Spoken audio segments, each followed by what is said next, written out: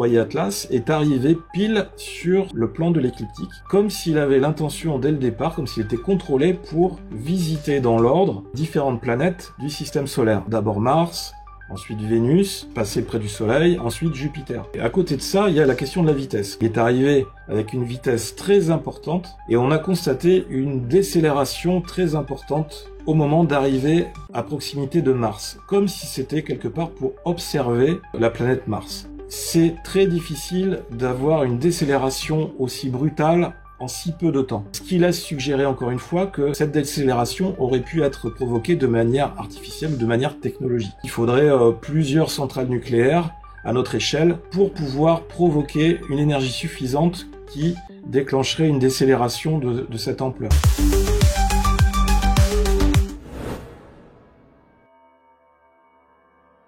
Bah le voilà Jean, bonsoir Jean. Bonjour, bonjour. Comment tu vas? Bonsoir Jean. Bienvenue sur la chaîne Alien, très très content de te retrouver aujourd'hui Jean, je suis heureux de te retrouver sur la chaîne aujourd'hui, tu vois, ça fait plaisir. Merci, merci de m'inviter, très content de vous retrouver tous, de retrouver toute la communauté sur cette chaîne, ça fait très plaisir. C'est un honneur hein, parce que ta chaîne sur TikTok a l'air très importante. D'ailleurs, ça fait combien de temps que tu fais des lives, que tu sévis sur TikTok? Bah moi ça va faire 1 an au mois de novembre. J'ai commencé au moment de la fameuse vague New Jersey, tu vois, c'est au moment de New Jersey. D'accord, il y a une belle progression, hein, parce que maintenant tu es à 30 000 ou 30 000. Ouais, je suis pas loin de 35 000 personnes, ouais, c'est bien, ouais, c'est bien. Il y a du beau monde également qui passe sur la chaîne, tu vois, on a une Nelson Montfort, on a quand même des célébrités, on va dire. Je prends tout le monde, tu vois, toutes les personnes, ils sont bienvenus sur la chaîne, tu vois. Et d'ailleurs, c'est un peu comme ça qu'on s'est rencontrés cet été. J'ai découvert ta chaîne, c'était un live en fait, un soir d'été, je sais plus sur quel sujet. Et c'est comme ça que je suis rentré dans une discussion, et puis c'est comme ça qu'on s'est rencontrés. Ouais, t'étais passé cet été, je me souviens. Après, c'est vrai que c'est pas facile pour toi de passer, parce que c'est vrai que t'as pas mal de boulot, t'as également une chaîne YouTube avec... plus de 300 000 abonnés, hein, quand même, c'est énorme, énorme. Ouais, c'est ça, ouais. Alors, il y a eu des hauts et des bas, hein, parce que ça fait 10 ans que la chaîne, elle existe. Et au départ, la chaîne, je l'avais créée, je l'avais réfléchi pour la lancer carrément directement en anglais, parce que la communauté autour des ovnis, elle est historiquement américaine. Hein. Il y a une grosse communauté américaine qui est passionnée d'ufologie, logiquement par tout ce qui est tout l'historique des cas et des incidents qu'il y a eu, dont le plus célèbre est celui de Roswell. Et puis après, avec les nombreuses séries télé et les films de science-fiction qui ont été réalisés sur le sujet avec Hollywood, donc ce qui a aidé cette communauté à se développer. Donc pour moi, au départ, dans un but de ratisser large, de toucher un maximum de gens sur YouTube, l'idée, ça a été de lancer la chaîne en anglais. Et donc, pendant plusieurs années, je faisais toutes les vidéos en anglais. Et ces dernières années, j'avais de plus en plus de demandes de viewers français qui me demandaient de faire les vidéos en français par confort d'écoute. Et puis parce que c'est des sujets intéressants et les gens s'intéressent de plus en plus à ces sujets-là. Et puis avec le fait aussi que l'actualité a rattrapé tout le monde. Hein. Il y a maintenant, depuis 5 ans, il y a une actualité qui s'intensifie de plus en plus autour des ovnis, qui a forcé quelque part les médias plus classiques à s'emparer du sujet pour relayer un minimum d'informations quand même, parce qu'en fait ils étaient obligés, ils pouvaient pas nier que certains faits, notamment depuis les rapports officiels des pilotes américains. Et à partir de ça, le public français s'est un peu plus emparé de ce sujet-là. Il y a 1 an ou 2, je crois, il y a eu une série sur le GEPAN, une série française, je crois que ça s'appelait OVNI, qui a aidé un petit peu à mener le sujet progressivement sur la table en France. Dans cette tendance, il y a quelques mois, je me suis dit allez, on y va. La chaîne, elle était un petit peu dans le creux au niveau des vidéos en anglais. Je sais pas si c'est lié à l'algorithme de YouTube ou autre, qui mettait un petit peu moins mes vidéos en avant. Du coup, je me suis dit pourquoi me casser la tête.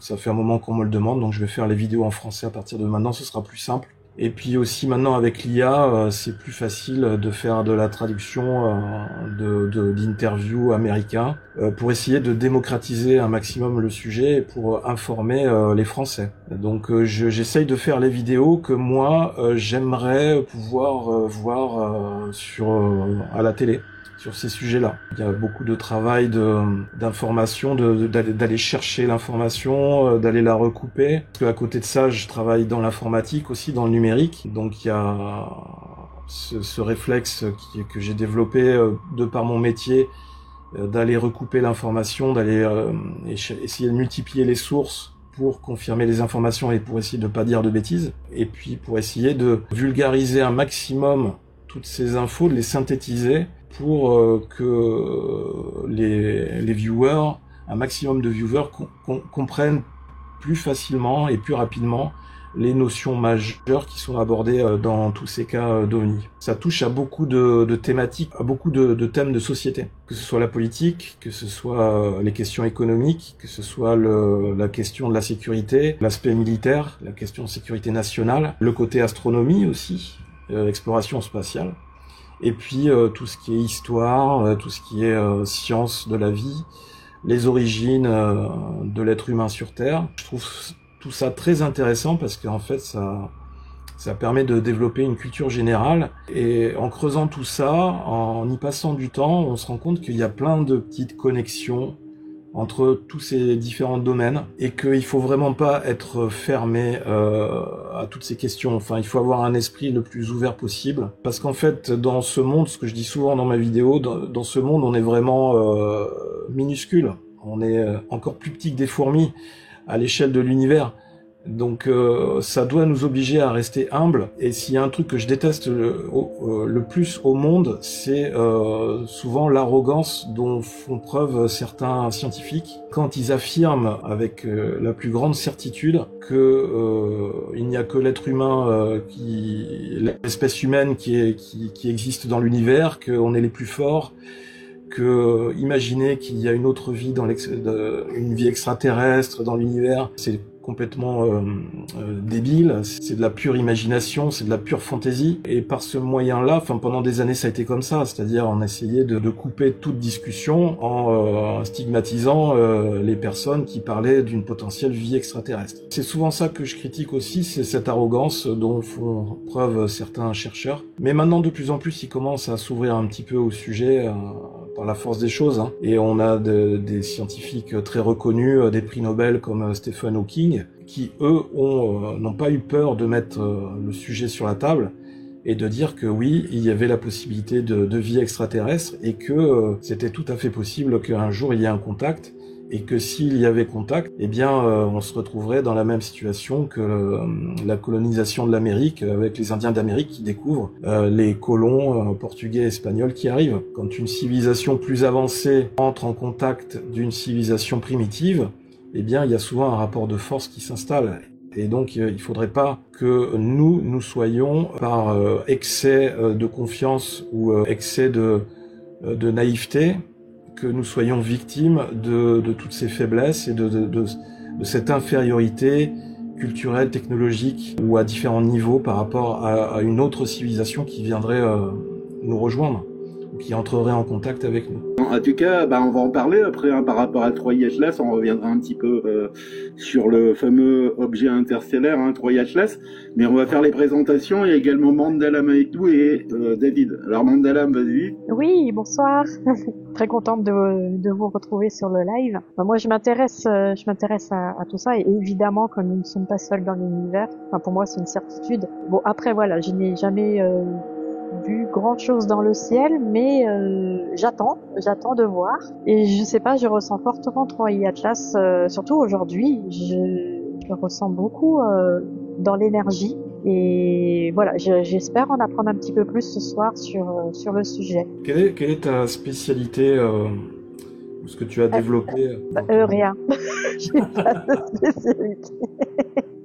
Non, en fait, j'ai juste ma curiosité et l'envie d'en apprendre plus et de savoir plus de choses sur l'univers en général. Tu ressens des choses, donc Oh, un tout petit peu, oui, c'est vraiment plus de l'instinct, en fait, hein, enfin, c'est pas des ressentis extraordinaires, ou alors je les minimise, mais non, voilà, c'est tout. De mon côté, je ne suis pas du tout pas médium, je ne suis rien de tout ça, quoi. C'est ça qui est bien sur cette question de Troy Atlas, c'est que on s'interroge tous sur ce que ça pourrait être. Et là, c'est une des rares fois où effectivement il y a beaucoup d'indices qui sont réunis, qui nous font pencher de plus en plus dans la balance du... effectivement, ça pourrait être un objet d'origine artificielle. Mais je suis comme toi, hein, moi j'ai jamais vu d'OVNI de mes yeux. Oui. Je me suis fait avoir une ou deux fois où effectivement j'ai vu quelque chose de brillant dans le ciel. Après vérification, parce que j'aime bien vérifier et parce que je veux pas être pris pour un fou. Donc oui, il faut toujours, oui. Voilà, il faut avoir cette démarche, un minimum scientifique entre guillemets, même si je suis pas purement scientifique. Avant de signaler au GEPAN ou d'aller voir les gendarmes ou autre, il faut quand même avoir des éléments à minimum solides. Et après vérification, eh bien, il s'est avéré que je m'étais fait avoir par la Station Spatiale Internationale, qui effectivement peut être visible certains soirs, enfin certaines nuits d'été, dans le sud-ouest de la France. Ah oui. Je suis dans le sud-ouest. Mais en France, on n'est pas vraiment aidé hein, en ce qui concerne la question des ovnis. Franchement, c'est compliqué hein, par rapport aux États-Unis. Ça va venir, Mandalam. Il y a Sylvain Maisonneuve qui travaille dessus sur le dossier. Oui. Là, ça va venir bientôt. Je pense qu'il connaît hein, Sylvain Maisonneuve. Tu connais, toi, Jean? Il est passé ici, hein, Sylvain. Un ancien conseiller ministériel, hein, tu vois. D'accord. Il a fait un livre sur les ovnis et c'est intéressant. Il était passé ici sur la chaîne il y a quelques mois et lui, ils sont en train de travailler. Ils vont faire un petit peu le même style qu'aux États-Unis, tu vois. Il y aura des congrès. D'accord. Ça va être intéressant. C'est vachement bien. Ouais, avec Sylvain. Alors ils seront plusieurs. Je crois que c'est un groupe. Hein. Il y a des militaires, bien sûr, des gendarmes, etc. Et ils vont travailler ça se passera à Paris, dans l'école militaire de Paris. Hein. Donc les congrès, tu vois. Ça va être intéressant. Hein. Oui, et puis ça apportera un peu de sérieux aussi bah oui. à ce événement, le fait d'avoir un cadre militaire. Alors, on va écouter David. Hein. David, j'espère que tu vas bien. On est en compagnie de notre ami Jean. Ou DosGeek. Ouais, tout va bien. J'étais en train en fait, une personne m'a envoyé en fait un lien sur YouTube, en fait, avec Sylvain Maisonneuve, Le Grand JD et Pan. Et c'est une interview très intéressante qui dure plus d'1h10. Il faudrait je tiens de ça pourrait être très très intéressant. Il y a quelqu'un qui disait dans les commentaires l'objet apparemment il serait caché derrière Mars. Non, il est plus derrière Mars. Hein. Il est plus derrière Mars. Non, il est loin derrière. Il est passé derrière le Soleil, je crois là. Il est derrière le Soleil. On peut plus le voir là actuellement. C'est ça. Alors, effectivement, ouais, il doit être, je crois, c'est dans la constellation de la Vierge. Dans la constellation de la Vierge, je crois. Moi, le plus proche du Soleil. Normalement, les scientifiques, et notamment Avi Loeb, ont constaté que sa trajectoire n'avait pas spécialement dévié et que sa vitesse n'avait pas changé. Alors que d'habitude, pour n'importe quel objet interstellaire ou n'importe quelle comète qui passe à proximité du Soleil, en général, il constate une décélération et une variation de la trajectoire, ce qui n'est pas du tout le cas ici. Exactement. Alors il faut savoir également, Jean, ce fameux objet interstellaire, il a pas de queue à l'arrière, il a une queue à l'avant. Hein. Donc tu vois, ça c'est étrange également, tu vois. Oui, effectivement, normalement quand une comète ou un astéroïde passe proche du Soleil, la traîne part dans le sens opposé du Soleil, parce que en fait ce nuage de combustion, de poussière, est poussé par le vent solaire. Et là, dans le cas de Troy Atlas, la traîne va complètement à l'opposé, va dans la direction du Soleil, ce qui est encore une fois très bizarre, c'est totalement inhabituel. Et par rapport Jean, alors par rapport à la composition également, hein, c'est pareil, hein, c'est étrange également les compositions. Franchement, oui. Là, c'est vraiment. Alors, je sais pas si c'est vrai, mais par rapport à ce que j'ai vu, il y a des choses quand même qui sont vraiment très très très étranges la composition de l'objet. Franchement. Oui, Avi Loeb l'avait déjà remarqué dans les premières données qui étaient arrivées au niveau de la composition de Troy Atlas, qui est composée à 95% de dioxyde de carbone. et qui émet uniquement du nickel, ou un alliage de nickel. Alors que normalement, dans l'univers, encore une fois, les objets interstellaires ou les comètes, les astéroïdes émettent à la fois du nickel et du fer. Ce sont des éléments qui sont indissociables. C'est un peu comme les deux doigts de la main. C'est très rare, ou alors ça n'arrive jamais quand on découvre un seul élément sans l'autre. Et là, dans le cas de Troy Atlas, on a constaté qu'il n'émettait que du nickel ou des sortes de poussières à base d'alliage de nickel. Et en fait, Avi Loeb a émis l'hypothèse ou la déduction que cette production d'alliage de nickel ne peut être faite que de manière industrielle ou technologique. Il s'est appuyé sur le fait que sur Terre, il n'y a que de cette façon-là qu'on ne peut trouver de la production de nickel, de manière industrielle. Donc ce qui a permis à Avi Loeb de la conforter dans sa théorie selon laquelle il pourrait s'agir d'un objet technologique. Et là, ça a été encore une fois confirmé par les dernières observations faites par les sondes autour de Mars quand il est passé à proximité de Mars. Donc c'est vrai que ça fait quand même penser à un objet artificiel. Hein. Comment il est composé, ouais, ça fait penser à un objet artificiel effectivement. Il y a aussi la lueur qui est émise par l'objet Troy Atlas, qui est 5 fois plus puissante que n'importe quel objet. Déjà croisé auparavant, et donc qui intrigue beaucoup de scientifiques, parce que c'est encore une fois un aspect, une caractéristique qui est tout à fait surnaturelle. Ça n'a jamais été vu auparavant. On peut parler aussi de l'échelle d'Avi Loeb. Avi Loeb qui a conçu, dans le cadre de ses recherches, une échelle de notation qui permet de classifier les différents objets spatiaux de probabilité nulle, que ce soit un objet extraterrestre, jusqu'à une probabilité certaine, à 100%, que ce soit un objet d'origine extraterrestre.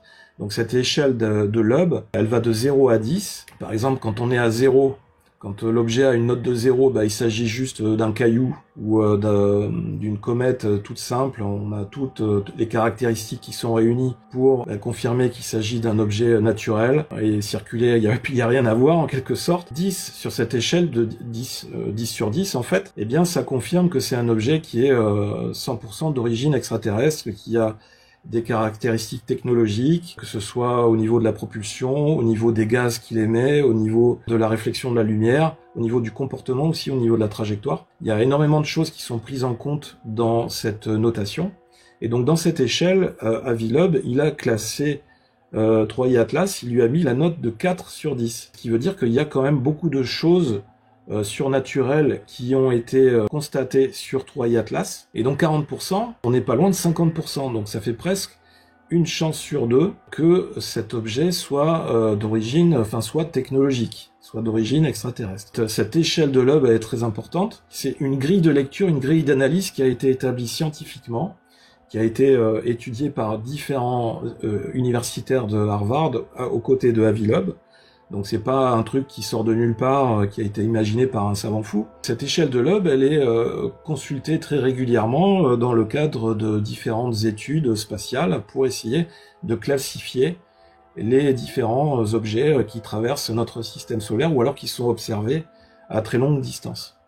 Il y a autre chose aussi, c'est la trajectoire qui est très intrigante au niveau de Troy Atlas et sa vitesse. La vitesse de Troy Atlas, on est autour de 295 000 km/h. Ouais, c'est ça, hein, on est à 280 000 km/h, ouais, c'est ça à peu près. Ouais. Voilà. Au départ, avant de rentrer dans notre système solaire, donc c'est très très rapide. Ils ont constaté que à l'approche de Mars, en fait, l'objet a décéléré, ce qui est totalement inhabituel dans le cas d'une comète standard qui conserve en général sa vitesse. Alors d'une part, au niveau de la trajectoire, ce qui est très étrange, c'est qu'il est arrivé dans notre système solaire sur le plan de l'écliptique, c'est-à-dire que dans notre système solaire, quasiment toutes nos planètes sont alignées sur le même plan, en orbite autour du Soleil, comme si c'était sur la même table, pour résumer. Donc c'est ça le plan de l'écliptique. Ils ont vu que Troy Atlas est arrivé pile sur ce plan-là, le plan de l'écliptique, comme s'il avait l'intention dès le départ, comme s'il était contrôlé pour visiter dans l'ordre différentes planètes du système solaire. Dans l'ordre, d'abord Mars,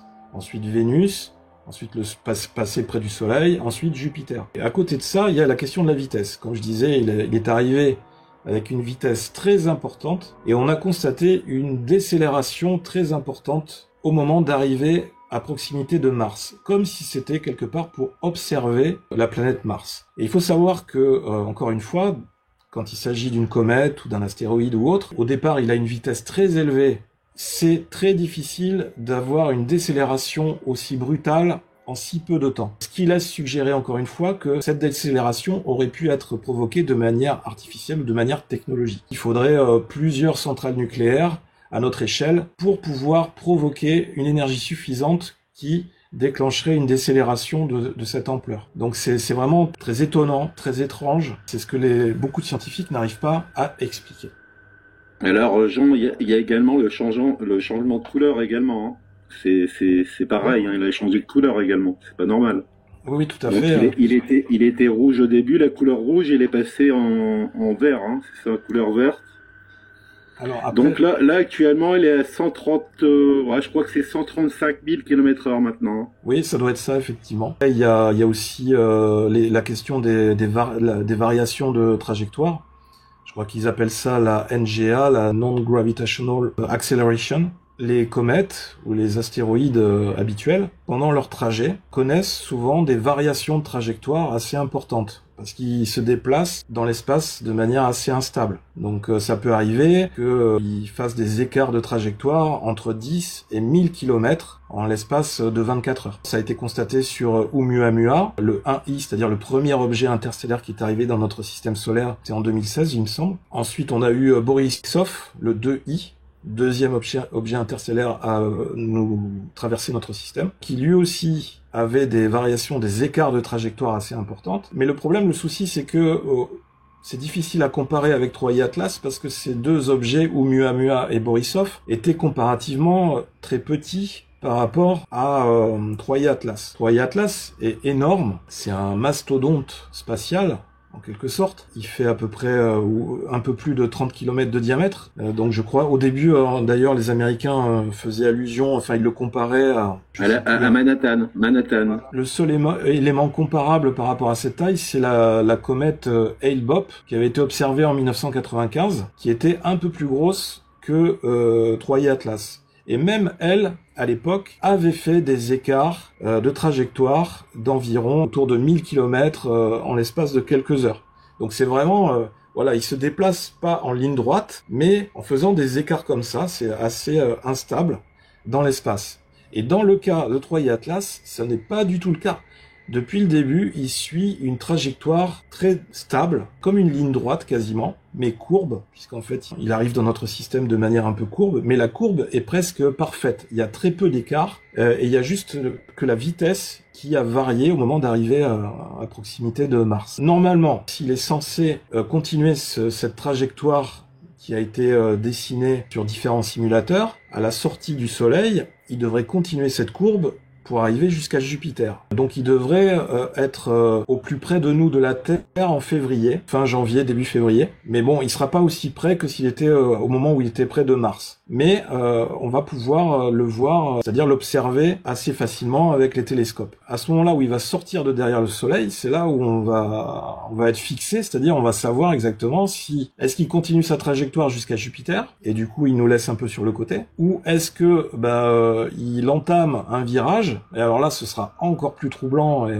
ce sera encore un signe que c'est un objet extraterrestre, un objet technologique. Et ça veut dire que s'il fait ce virage à ce moment-là pour venir nous rencontrer ou peut-être nous observer. Donc là, peut-être qu'on pourra commencer à s'inquiéter un peu plus. Et j'imagine que la note sur l'échelle de Loeb va monter de quelques crans en plus. Est-ce qu'elle peut monter déjà parce que là, elle est dans notre système solaire et Loeb, il avait dit que si elle se casse pas, si ça se casse pas en deux, tu vois, normalement ça aurait dû se casser en deux. Et là, comme c'est resté intact, là, on peut se poser encore des questions, tu vois, c'est bizarre. Ouais. Mais je pense qu'il va attendre de voir quand il va sortir de derrière le Soleil pour avoir la confirmation visuelle. Ouais. Mais normalement, il aurait déjà dû se casser en deux, hein, logiquement. Il y a eu effectivement, il y a du fake news, il faut faire attention, hein, Jean, tu confirmes, hein, sur tous les réseaux, hein, sur YouTube, TikTok, il faut faire très très attention. Hein. Il y a pas mal de vidéos aussi qui circulent où on voit un objet. Attention aux vidéos qui sont faites par IA. parce qu'il y en a de plus en plus pour essayer de faire du buzz, faire des vues et tout. Et il faut savoir qu'aujourd'hui, même quand il est passé près de Mars, c'était en pleine période du shutdown de la NASA, enfin aux États-Unis. Et en fait, on a très peu d'images qui ont réussi à être rendues publiques par la NASA et d'autres organismes, ce qui est encore une fois un peu louche. Ouais, on y reviendra après à la NASA, par rapport à la NASA, Jean, ça pourrait être sympa, ouais. Ouais. Parce que c'est vrai que c'est très très louche, hein. Même les Chinois, silence radio au niveau de la Chine, et ça c'est pas normal non plus que la Chine elle a coupé toutes les communications également. Ouais, c'est pas cool. Ouais, c'est pas cool. Il y a peut-être David qui veut poser une question quand même, on va le laisser parler un petit peu. David, est-ce que tu as des questions à poser par rapport à 3i Atlas, ou tu as peut-être des informations à communiquer également sur la chaîne, David? Bah en fait, moi je reprends ce que disait Jean.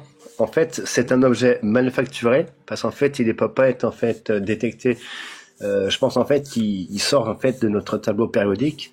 Ça fait qu'on n'a pas tous les éléments pour en fait détecter la nature de l'objet. Une comète, c'est une trajectoire rectiligne. En fait, ça n'a pas une trajectoire elliptique. Ça suit pas en fait une sorte d'autoroute pour entrer en fait dans l'orbite terrestre. Et il faut savoir aussi que ce que disait Avilub, la clé, c'est cette composition chimique, c'est que le nickel, en fait, sans le fer. Donc ça, c'est un élément qui est très important et qui est déterminant pour lui. Et le deuxième point, c'est cette trajectoire presque idéale pour rejoindre toutes ces planètes dans la même trajectoire. Et au moment où elles arrivent à proximité, en fait, dans le cadre de leur orbite. Et en fait, il disait que la probabilité que ça arrive, ça, de manière, par le hasard, c'était très rare. C'était il y avait une chance sur 500 que ça se produise de manière aussi improbable. Donc, ce qui le conforte encore plus que ça pourrait être prémédité. Il y avait une autre chose qui était intéressante que j'ai pas mentionnée, le paradoxe de la taille. Ça aussi, c'est encore une probabilité qui est complètement improbable, c'est-à-dire on a un objet aussi énorme qui nous arrive comme ça, sur cette trajectoire-là. Normalement, dans un scénario standard, on devrait voir passer des milliers et des dizaines de milliers de roches, de comètes, d'astéroïdes beaucoup plus petits, avant de rencontrer un objet aussi énorme que ça. Et ça, c'est le paradoxe de la taille, en fait. Cette situation qu'on est en train de vivre, ça ne pourrait pas arriver de manière naturelle aussi facilement. Pour comparer, si on partait à la pêche, on débute dans la pêche complètement. Et en fait, dès notre première séance de pêche, on pêche une baleine bleue, donc le poisson le plus énorme possible que tu peux pêcher, avec ta pauvre petite canne à pêche, au lieu de pêcher le petit gardon qui passe par là. Pour avoir une chance aussi incroyable de croiser un truc aussi énorme dans l'espace, dans notre système solaire, c'est vraiment quelque chose d'extraordinaire. Je le répète, c'est une chance sur 500.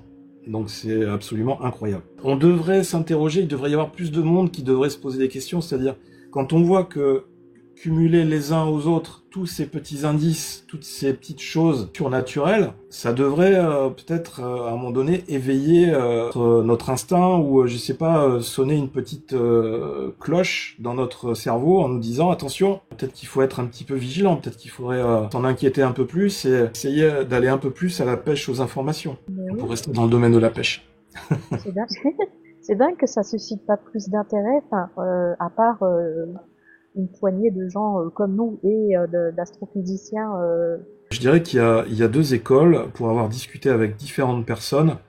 Il y a des scientifiques qui vont rester très académiques et qui vont s'enfermer dans une vision classique que on leur a enseignée à l'école, à l'université depuis des années, et qui vont rester dans cette optique-là et qui vont rester fermés à toute autre possibilité. Alors que souvent en science, on se rend compte avec l'histoire que souvent les plus grandes inventions ou les plus grandes révolutions, elles arrivent par le fruit du hasard ou des fois par des erreurs qui ont été commises, des erreurs d'expérience ou autres. Donc souvent ça n'a pas été prémédité. C'est là où certains scientifiques ont eu le génie d'accepter le fait qu'ils avaient pu faire des erreurs et d'être ouverts à la possibilité de s'adapter à cette réaction ou cette chose qui se produisait devant eux et de comprendre comment ça se produisait et d'essayer d'en tirer parti et de travailler dans une autre direction. Alors que comme disait Einstein, fou est celui qui persiste à continuer à faire les mêmes erreurs sans changer quoi que ce soit. Donc on est un petit peu confronté à cette situation-là aujourd'hui, c'est-à-dire qu'il y en a qui persistent dans cette vision-là de dire non, toutes ces histoires d'ovnis c'est n'importe quoi, ça n'est pas possible, on est dans le champ de l'imaginaire, de la pure fiction et du délire, et on met tout le monde dans le même panier, c'est-à-dire on fait l'amalgame entre les gens, les platistes, les gens qui croient aux fantômes, etc. Alors, je dis pas, il peut y avoir aussi des gens très intéressants qui ont des histoires concrètes, réelles à raconter, et tout est possible. Enfin, moi, je suis partisan du fait que tout est possible dans ce monde. Il faut pas être fermé. Et à partir du moment où on est ouvert à plein de choses, c'est vrai que là, on commence à comprendre un petit peu plus ce monde. Et on commence à entrevoir des synchronicités ou des choses qui se produisent sans qu'on les ait forcément provoquées, ou on comprend certaines connexions. Je reviens sur ce que tu disais, Mandalam, tout à l'heure, quand tu disais que par rapport aux sensations, ressentir les choses. J'aime beaucoup aussi cet aspect-là, parce que je suis persuadé que au niveau de nos sens, au niveau de notre cerveau, on n'utilise pas complètement toutes nos capacités. Ouais, pas du tout, ouais. On est une espèce qui est vouée à évoluer encore plus, à se dépasser, étant donné toutes les capacités qu'on a physiques et intellectuelles et sensorielles, mais on est enfermé dans une sorte de carcan technologique, idéologique, et aussi on est très formaté par notre éducation. Oh oui. Et c'est ça en fait, tout ça ce sont des éléments bloquants qui nous freinent dans notre progression personnelle. Dans notre évolution, oui. Ouais. Voilà. Et à un moment donné, quand on arrive à l'âge adulte, c'est là où chacun doit faire un travail, je pense, un travail sur soi-même, d'essayer de s'ouvrir et de développer ses propres sens pour ressentir d'autres choses, pour comprendre un peu l'univers qui l'entoure. Parce que si on s'en tient uniquement aux bases qu'on nous a appris à l'école ou des choses qu'on nous dit de faire, d'aller consommer ci, d'aller regarder ça à la télé ou autre, ou d'aller se faire vacciner pour ci, de porter le masque pour ça, etc. On n'est pas fait pour ça. On a notre libre arbitre. Et on n'est pas fait pour être des robots obéissants. Sauf que le problème, c'est que être un robot obéissant dans cette société, c'est confortable pour beaucoup de personnes. Et c'est vrai que se remettre en question et s'ouvrir à d'autres choses, faire un travail sur soi-même, faire un travail d'introspection, ça demande de l'effort. Et c'est inconfortable. Mais souvent, quand on dépasse cet inconfort, quand on va dans cette zone un petit peu de danger ou de difficulté, où on se fait de la souffrance en fait, et bien souvent on passe à une étape supérieure, on progresse personnellement.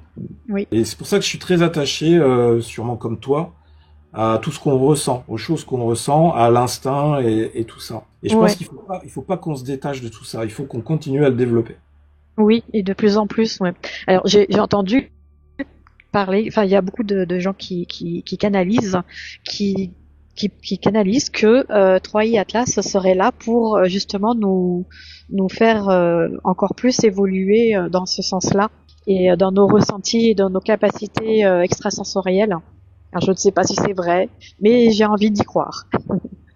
Ah ouais, moi j'aimerais bien y croire aussi. J'aimerais croire à des êtres bienveillants, ou une entité bienveillante qui vient un peu voir comment on a évolué, pour un petit peu nous tenir la main, et qui pourrait peut-être estimer que on a atteint un certain stade de l'évolution, qu'on a mérité de passer au niveau supérieur, et elle est prête à nous accompagner pour aller plus loin. Oui. Donc, moi je ressens bien les choses comme ça. Enfin, ça me plaît bien d'y croire, mais je le ressens aussi.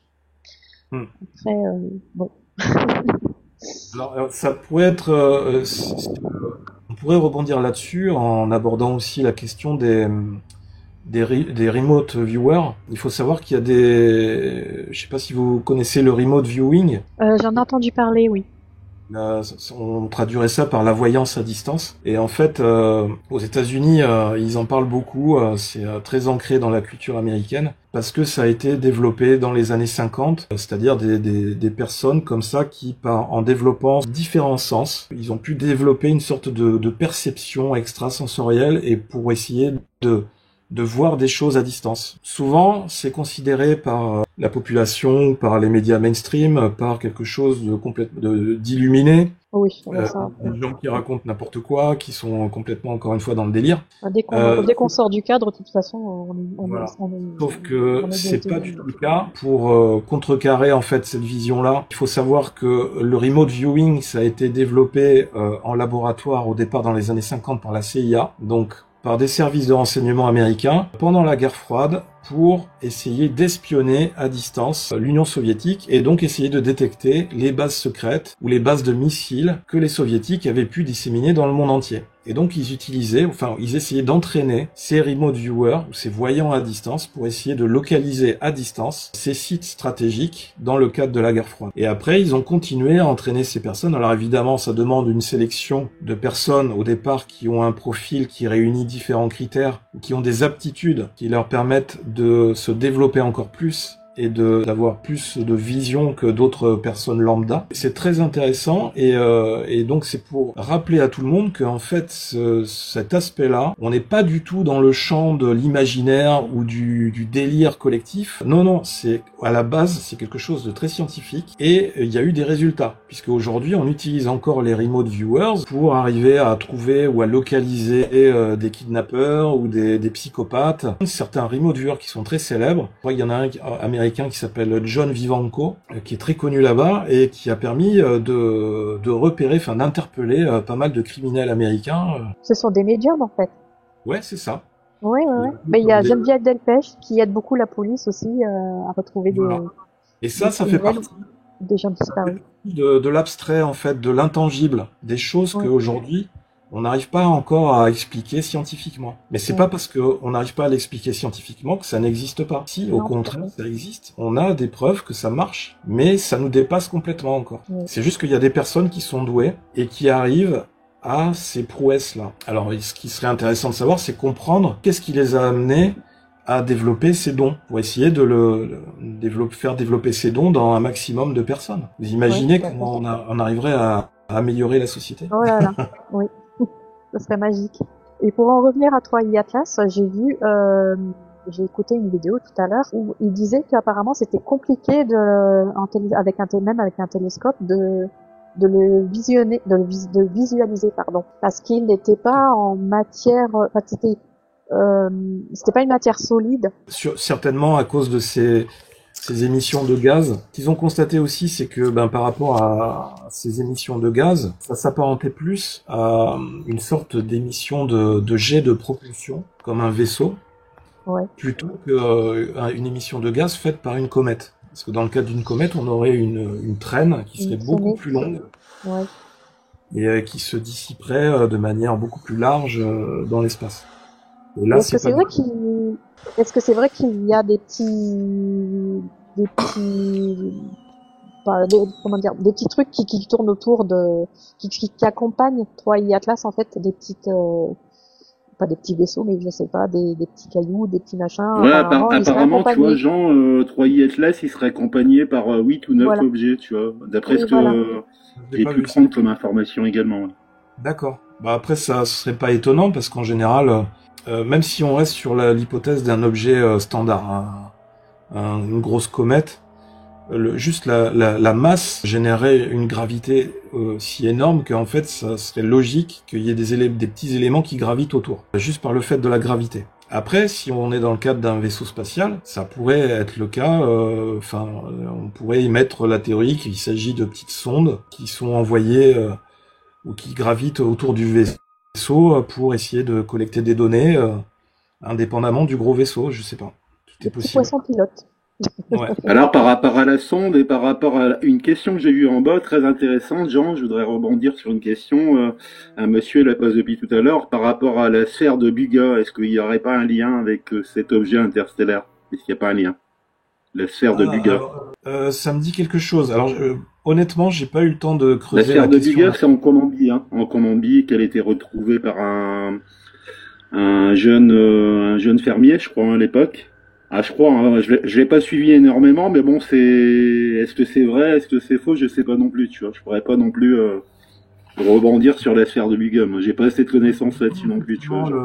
L'info, alors après, j'ai pas le détail, donc il me semble que c'est un objet qui est dans un alliage métallique très particulier, encore une fois. Et Oui, je voudrais apparemment, pas. ce serait ça, ouais, avec des signes dessus, tu vois, un genre d'hiéroglyphe, tu vois, dessus, ouais, mais on sait pas ce que c'est. Après, moi, j'ai vu une autre vidéo de quelqu'un qui avait envoyé, qui avait trouvé, enfin, il dit que en fait, il a trouvé une sorte de tube métallique dans un alliage très particulier qu'il a jamais vu, avec des inscriptions gravées dans le métal qui veulent rien dire en fait, qui sont pas du tout, qui correspondent à aucun dialecte terrien, mais qui font très fortement penser à des inscriptions, un langage d'un autre monde en fait. Il a fait quelques expériences sur ce tube métallique qu'il aurait trouvé dans son champ. Et il a envoyé des vidéos à un youtubeur, je sais plus lequel. Et alors le youtubeur était très intrigué parce que il y a une série de plusieurs vidéos comme ça où en fait il essaye chez lui dans son garage de faire des expérimentations sur ce tube et c'est assez intriguant parce que tout est fait en direct et on voit difficilement comment les vidéos pourraient être truquées. À un moment donné, il met le tube dans son garage, il constate que la lumière à un moment donné dans le garage grésille à chaque fois que il approche quelque chose de métallique du tube, comme si ça émettait un champ électromagnétique. Et à chaque fois qu'il approche un élément métallique à une extrémité, d'un côté, c'est comme si c'était aimanté, ça se colle au métal, et de l'autre côté, ça ne se colle pas du tout. Alors, il y a plein de choses comme ça. Tout est possible, ça pourrait être des choses truquées, et Dieu sait qu'il y a beaucoup de vidéos truquées aujourd'hui. C'est compliqué maintenant hein, de faire la part des Il choses. pourrait, ça pourrait être aussi authentique, et c'est là où c'est très difficile de distinguer ce qui est vrai de ce qui ne l'est pas. On n'est Ouais, pas il faut aidé faire pour très attention, effectivement, c'est ça. Et après, il y a l'aspect aussi Alors, à en tout prendre en cas, par compte. rapport à... Ouais, vas-y, Jean, excuse-moi. Il y a le fait aussi que on a derrière nous plusieurs décennies de désinformation gouvernementale, notamment beaucoup de la part des Américains, puis après beaucoup d'autres pays qui ont imité pour des raisons de sécurité nationale. C'est-à-dire qu'on a en priorité aux États-Unis beaucoup d'agences privées qui ont développé des innovations techniques secrètes à partir de matériaux complètement innovants et même parfois des matériaux qui n'étaient pas de ce monde. Et c'est dans leur intérêt de développer toutes ces recherches en secret, de ne jamais révéler d'où viennent ces matériaux, et au contraire de traiter le sujet publiquement en dérision, de faire de la désinformation. Parce que comme ça, c'est encore plus facile de réduire au silence les lanceurs d'alerte ou les personnes un peu contestataires ou qui vont les personnes qui vont contester la version officielle. C'est ça. C'est un peu ce qui s'est passé pour Roswell, ou dans d'autres cas, il y a beaucoup d'exemples. J'en ai pas d'autres qui me reviennent à l'esprit, mais si on fait la recherche, on va trouver plein d'exemples. On avait le projet Blue Book aussi. Enfin, les Américains avaient créé un bureau d'études des phénomènes OVNI aux États-Unis.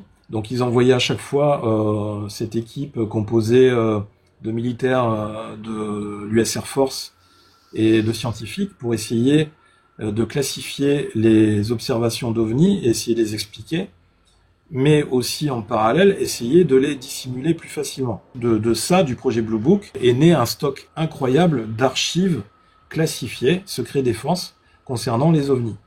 Et donc on a tous ces dossiers d'OVNI qui commencent à être maintenant déclassifiés sous la pression des lanceurs d'alerte de tous horizons, qui viennent beaucoup essentiellement de l'armée américaine, qui sont maintenant des vétérans, de journalistes indépendants, qui sont honnêtes, qui font leur travail, d'aller chercher les infos et d'enquête, et puis aussi de certains politiques, certains sénateurs américains comme Tim Burchett ou Paulina Luna, qui font preuve d'honnêteté intellectuelle et qui sont passionnés par ce sujet et qui veulent faire absolument la vérité, enfin toute la lumière sur ce sujet des OVNI, sur ce sujet des dossiers classifiés. Alors c'est un rapport de force qui est absolument incroyable, qui est phénoménal aux États-Unis, parce que imaginez tous ces projets secrets qui ont été développés depuis maintenant 50 ans, 60 ans aux États-Unis, voire plus. Donc c'est tout le complexe militaro-industriel qui est impliqué là-dedans, avec des grandes fortunes, hein, Lockheed Martin et autres, tous ces milliardaires et toutes ces agences qui sont à l'origine de création d'appareils révolutionnaires comme le F-117, comme le Blackbird, comme tous ces avions furtifs, tous ces drones militaires furtifs et autres.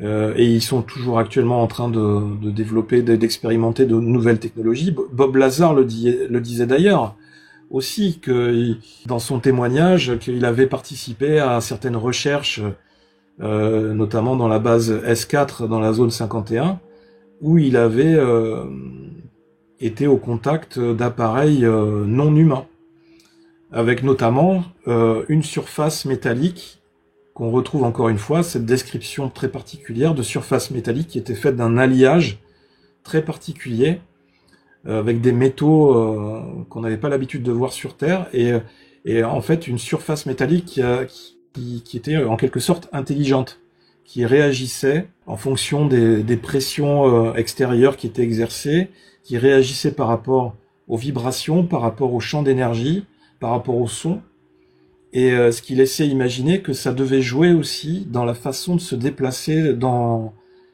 les éléments, dans l'air, dans l'eau, ou parfois dans le vide. Tout ça c'est très intéressant, mais on est loin de savoir même 20% de tout ce qui nous est caché, tout ce qui existe en réel. C'est ça qui est passionnant. Bonsoir messieurs dames, enchanté monsieur Alien.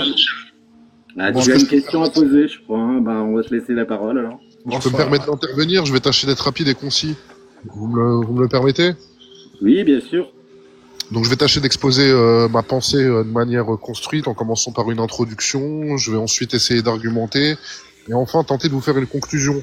Ce n'est pas présomptueux de ma part, c'est simplement que je vais essayer d'exprimer ma pensée de la manière la plus structurée afin qu'elle soit comprise. Donc en introduction, je tiens déjà à dire que j'ai toujours été passionné donc par l'ésotérisme, par on va dire les sciences occultes pour dire vulgairement, et tout ce qui est information subversive, d'accord, pendant mon adolescence. Ensuite j'ai grandi et je me suis rendu compte plus ou moins, justement en étant intéressé par toutes ces informations subversives, que peut-être qu'on était en train de nous mener en bateau. Donc je m'explique. Quand j'étais gosse, pourquoi pas croire aux aliens, etc. Pourquoi pas croire même à une intervention des aliens dans la création donc de l'Homo sapiens sapiens. C'est vrai que c'est une belle idée, mais je me rends compte que il y a peut-être, justement, vous avez abordé le sujet de la CIA, il y a peut-être du coup des programmes donc bien officiels de la CIA et non pas officieux, qui mettent en avant le fait qu'il serait intéressant du coup d'essayer de manipuler les masses en leur proposant des théories créationnistes alternatives, type ancien alien, type etc. Et tout ça s'inscrit dans le projet Bluebeam, je pense que vous serez d'accord avec moi. Donc, je veux bien croire aux aliens, mais honnêtement, je crois plus à un groupe d'humains bossant à la CIA, qui ont fait un brainstorming, qui se sont rendus compte que les gens au XXIe siècle sont de moins en moins croyants en les religions monothéistes ou polythéistes, sont de moins en moins enclins à la spiritualité, et qu'il serait pourquoi pas judicieux avec l'essor d'Internet, d'Hollywood et du cinéma, de tenter de leur proposer voilà un créationnisme alternatif. Donc je pense que tout ça s'inscrit simplement dans un projet mondialiste qui vise simplement à manipuler les masses.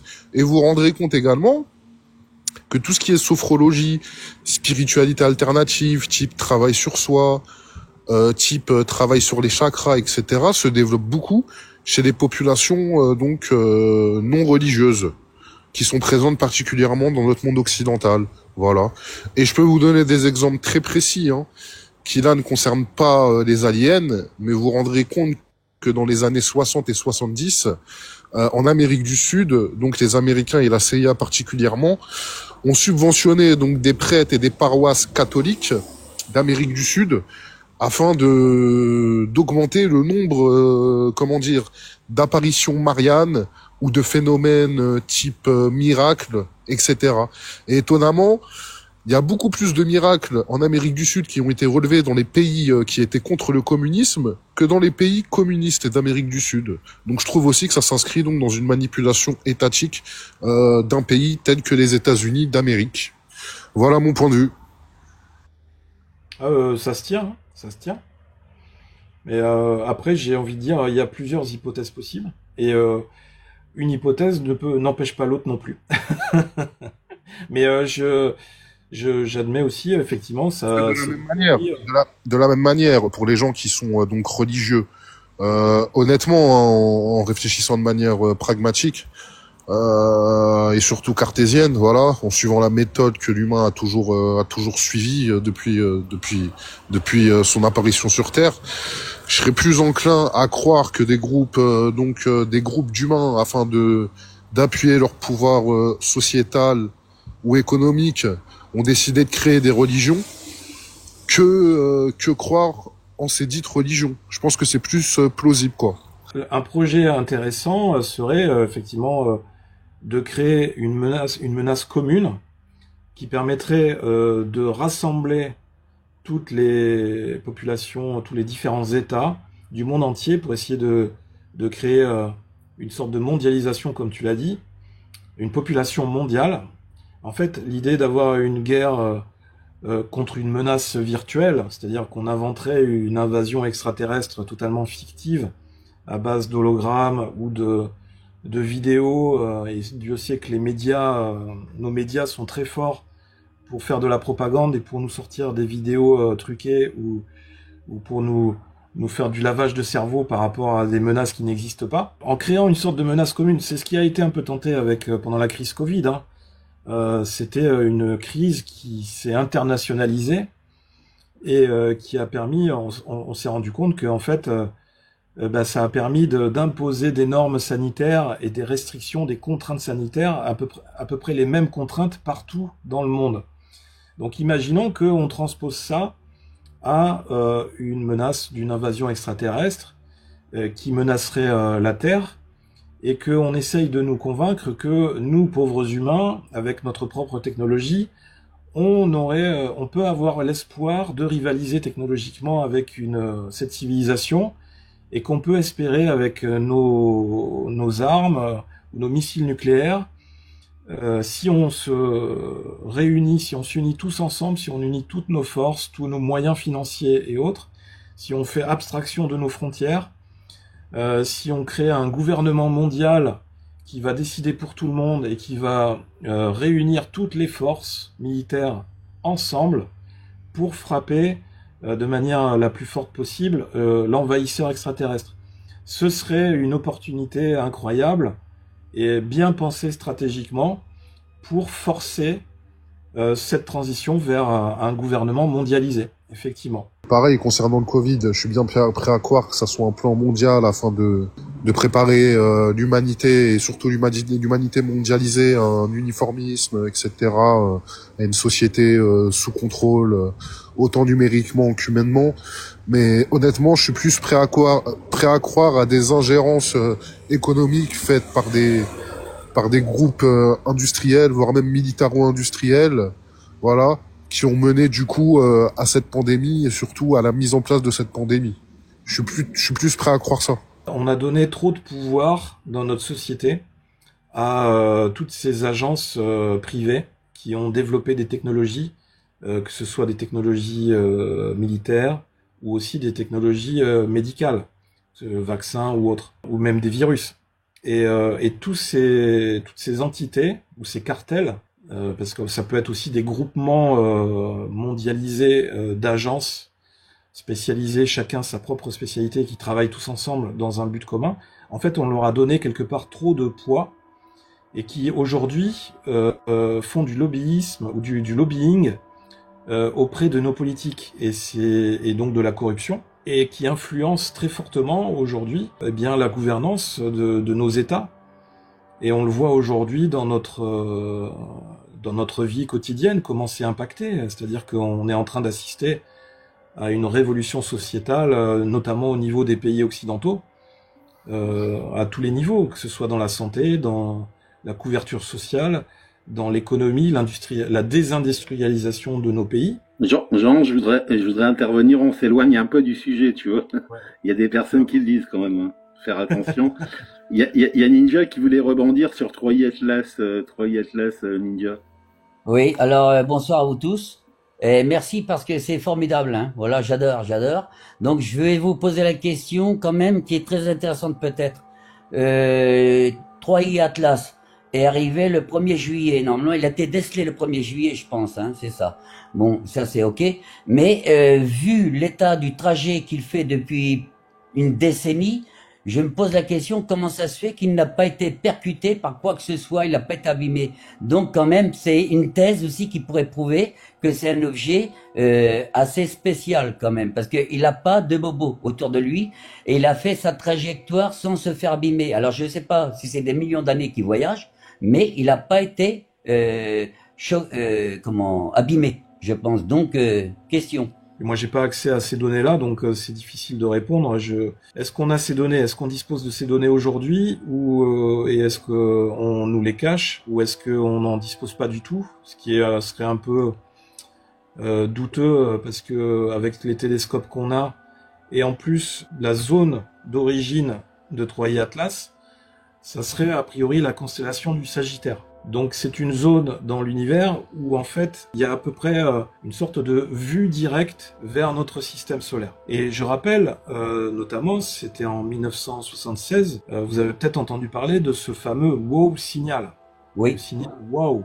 Ça a été une révolution dans le monde de l'astronomie, un télescope qui a détecté un signal radio pendant 72 secondes, un signal, c'est-à-dire une série de chiffres qui était d'origine artificielle. Ça ne pouvait pas exister de manière naturelle dans l'univers. Et donc l'astronome qui a détecté ce signal à ce moment-là, c'était un soir de 15 août 1976, je crois, vers 23h16. Il a enregistré ce signal pendant 72 secondes. Il était tellement choqué que du coup, il a marqué « wow » sur la feuille à côté du signal pour le notifier à ses collègues. Et c'est devenu le « wow signal ». Et il se trouve que ce « wow signal » provenait aussi de la constellation du Sagittaire, du même lieu, enfin de la même zone dans l'univers, d'où vient Troyer Atlas. Un autre facteur qui joue aussi, c'est que un an après, en 1977, ou en 1976, je suis pas très sûr, je me souviens plus trop, on a envoyé aussi les sondes Voyager, Voyager 1 et Voyager 2, dans cette zone de la constellation du Sagittaire, en réponse au WOW signal. Le projet, il était porté par Carl Sagan. L'idée, c'était d'envoyer à bord de ces sondes un disque d'or qui s'appelait le Golden Voyager Disc, sur lequel étaient gravées des données nous concernant la culture terrienne, c'est-à-dire un descriptif de l'espèce humaine, aussi bien l'homme que la femme, des données sur les espèces qui vivent sur Terre, les plantes, les animaux, notre position dans l'univers, comment trouver la Terre, comment trouver le système solaire, et aussi des sons, des musiques de la Terre, et un message envoyé dans 55 de nos langues terrestres, a un potentiel extraterrestre, une potentielle civilisation extraterrestre qui serait susceptible de recevoir le message pour l'inviter à entrer en contact avec nous s'il recevait cette bouteille à la mer en quelque sorte. Et donc comme par hasard, aujourd'hui, en 2025, presque 50 ans après, on a cet objet Troyer Atlas qui arrive, qui rentre dans notre système solaire, qui a des caractéristiques assez surnaturelles et qui vient de manière très étrange et de manière très programmée, très contrôlée, de cette zone dans l'univers, cette même constellation du Sagittaire. Est-ce que il aurait été en lien à un moment donné avec ce message qu'on aurait envoyé dans les années 70? Est-ce qu'il aurait bien reçu ce message? Est-ce qu'il l'aurait compris? Et du coup, est-ce que les extraterrestres, du coup, si c'est eux, si c'est bien une civilisation, est-ce qu'ils nous enverraient une sonde ou un message pour une réponse, en quelque sorte? Ou est-ce qu'ils auraient décidé carrément de venir à notre contact? Je ne sais pas. En tout cas, on a vu que sa vitesse était assez énorme, 295 000 km par heure. Donc on peut imaginer effectivement que il a traversé des distances incroyables. Après, c'est des distances qui sont inimaginables dans l'univers. Hein, donc même avec une propulsion, un système de propulsion classique comme on connaîtrait sur Terre, je pense que ce serait impossible. Donc peut-être que un vaisseau extraterrestre d'une civilisation très avancée utiliserait d'autres moyens de propulsion que nous ne connaissons pas encore, ou peut-être en utilisant un moyen de voyage interdimensionnel pour raccourcir les distances, ou en essayant de courber l'espace-temps, je ne sais pas, tout est possible. En tous les cas, c'est encore une fois quelque chose qui est très intriguant, une étrangeté, une bizarrerie qui s'accumule aux autres, et qui font que petit à petit on se rapproche de certitude.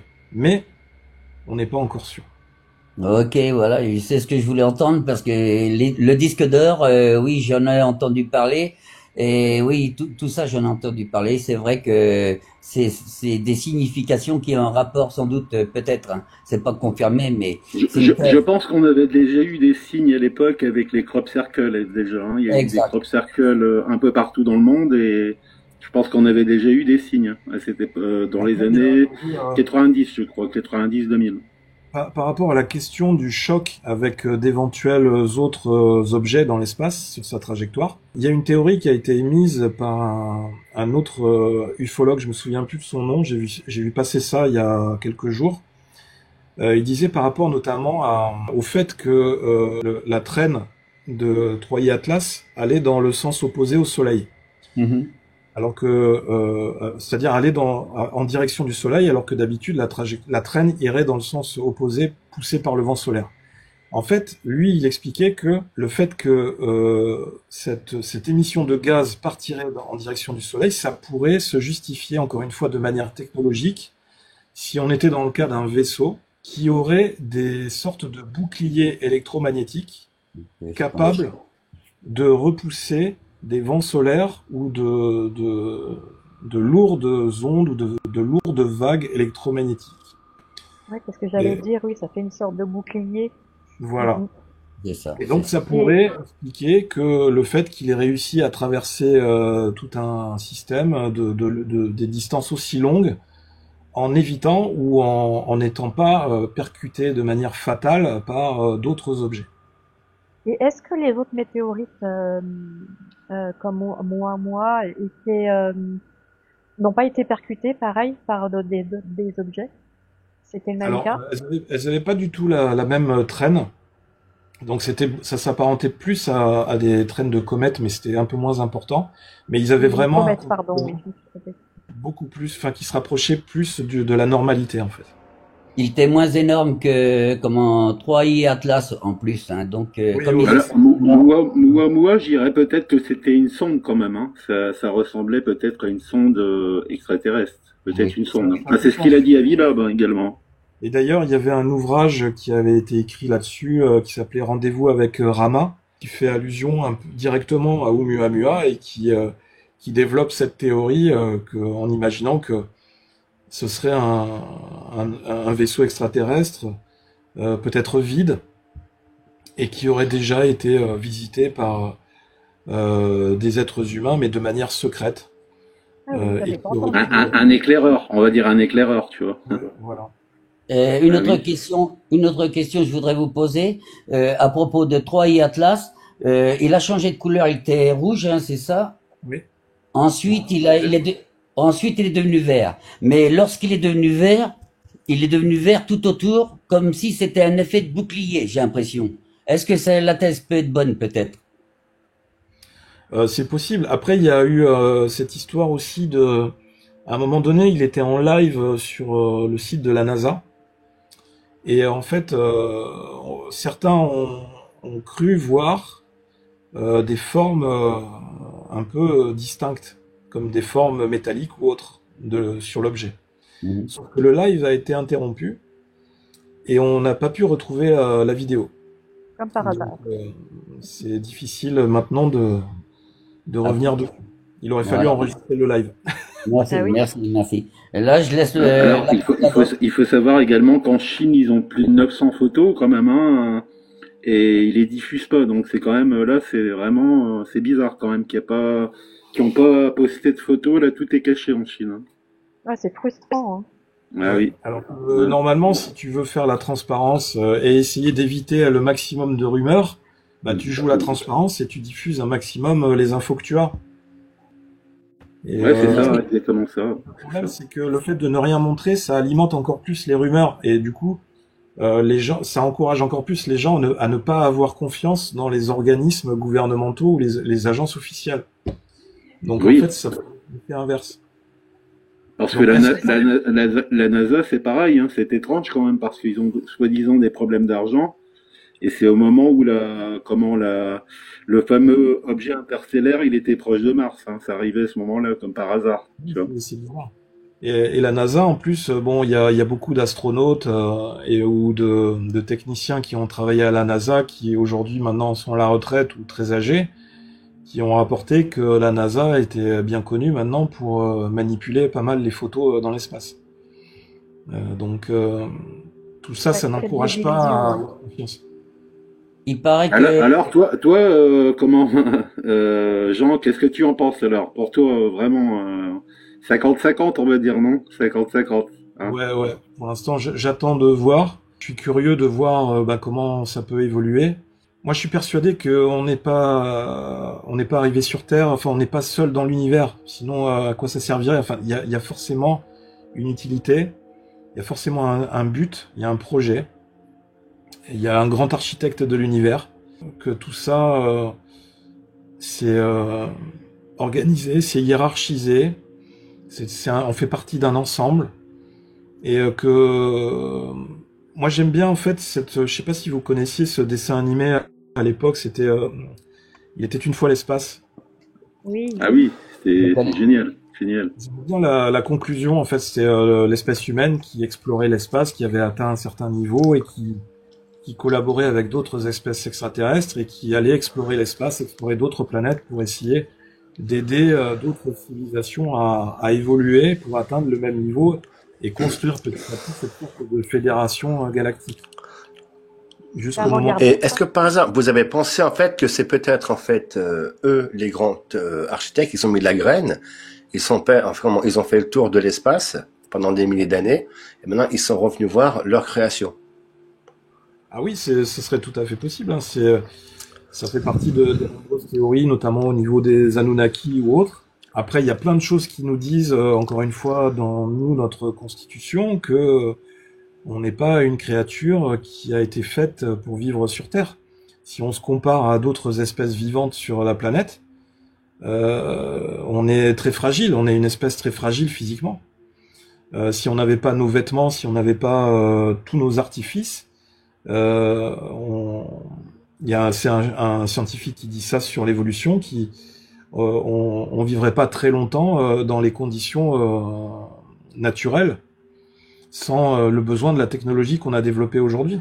Donc c'est ça qui fait. Et puis la façon dont on a évolué, dont on a progressé aussi rapidement, chose que n'ont pas faite les autres espèces, c'est assez perturbant. Donc quelque part, il y a eu. On voit bien qu'aujourd'hui, on est capable de faire de la manipulation génétique. Donc si nous, on est capable de le faire à notre propre niveau, qui est déjà assez bas, parce qu'on ne contrôle pas encore énormément de choses.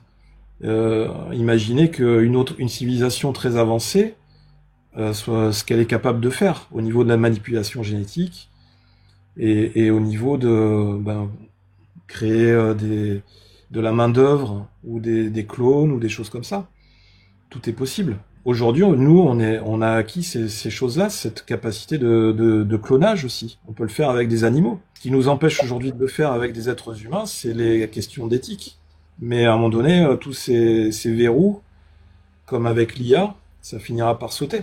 Donc c'est là où il faut qu'on soit fort et qu'on arrive à maintenir tous ces verrous qui nous permettent de garder une certaine éthique et de maîtriser notre propre évolution sans que ça soit nocif pour l'être humain. Alors tu vois, Jean, en parlant d'IA, c'est intéressant. Est-ce qu'on n'aurait pas affaire à des vaisseaux IA avancés, tu vois? Parce que Jean-Claude Bourré, il a fait un livre il y a pas très longtemps, en plus c'est très intéressant. Est-ce qu'on n'aurait pas affaire à des civilisations, alors on va dire des IA avancées, hein, tu vois? C'est pas impossible non plus, hein. C'est pas impossible. Oui, c'est vrai, ça pourrait être un objet comme carrément une sonde, c'est-à-dire un objet qui est téléguidé ou qui est commandé par une intelligence artificielle et dont la mission, c'est d'explorer notre système solaire et d'essayer de détecter, enfin de voir d'où est venu le message précisément et de nous observer et de tester un peu nos capacités technologiques ou autres, nos capacités de réaction et voir si on vaut le coup d'être contacté ou pas.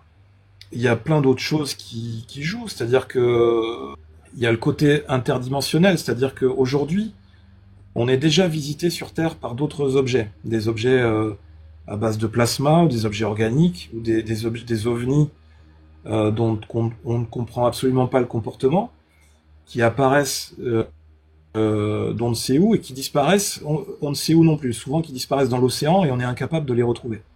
Là, je suis en train de préparer une vidéo sur des militaires de l'US Navy, et notamment même des amiraux, qui, maintenant qu'ils sont à la retraite, mais qui osent parler aujourd'hui et qui disent qu'ils ont contribué à des rapports officiels, mais qui ont été après classifiés, qui racontent des rencontres sous-marines avec des objets immenses qui se déplaçaient à des vitesses incroyables au fond des océans.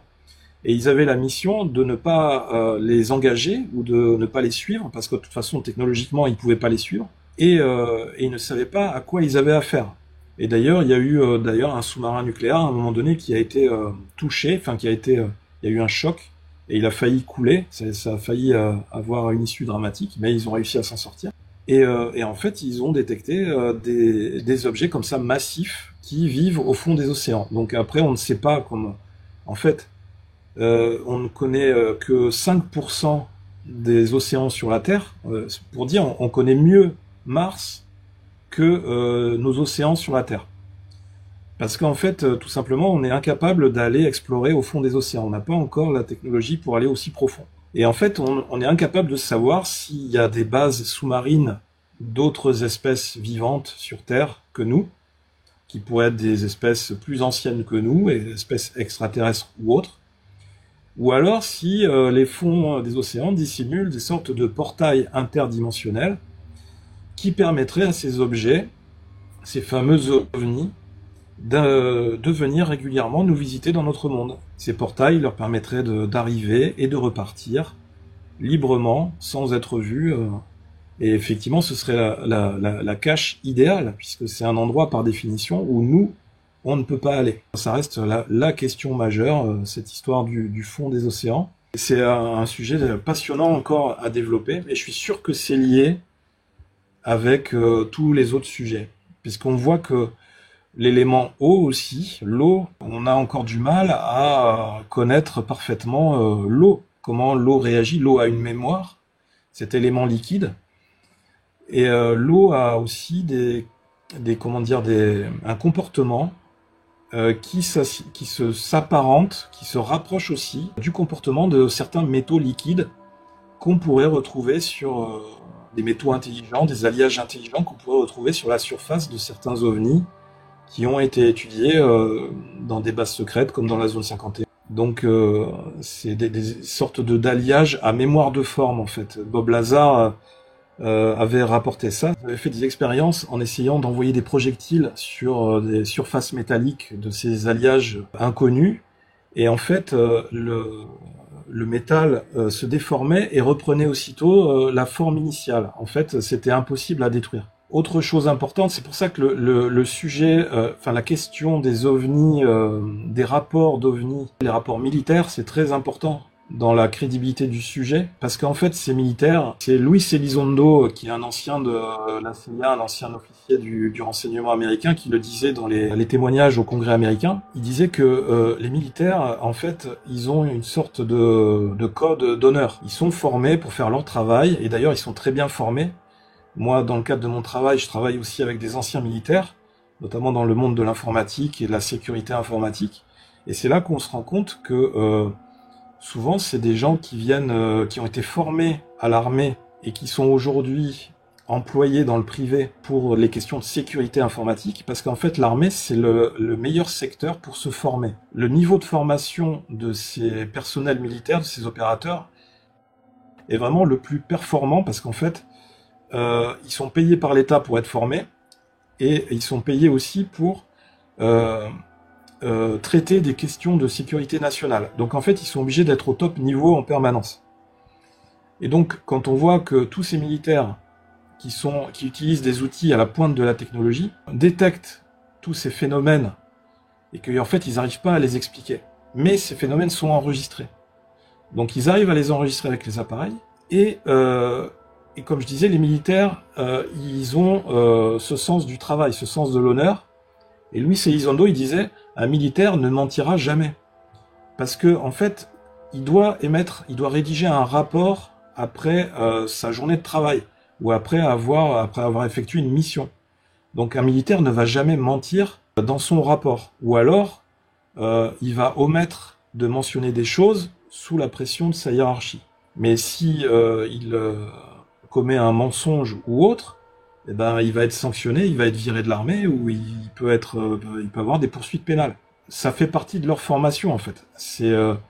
Ils ont un devoir de droiture, d'honnêteté et d'intégrité. Et c'est pour ça que ces témoignages de militaires sont très importants et ont une valeur très très importante. Et c'est ça que les politiques américains, les sénateurs qui croient aux ovnis ou qui veulent la divulgation, qu'ils essayent de mettre en avant, ils essayent de faire sortir tout ça, même s'il y a beaucoup de lanceurs d'alerte, enfin ces vétérans américains, il y en a certains qui sont menacés parce que eh bien ça met en cause certaines technologies qui ont été capturées ou qui ont été récupérées par certaines agences.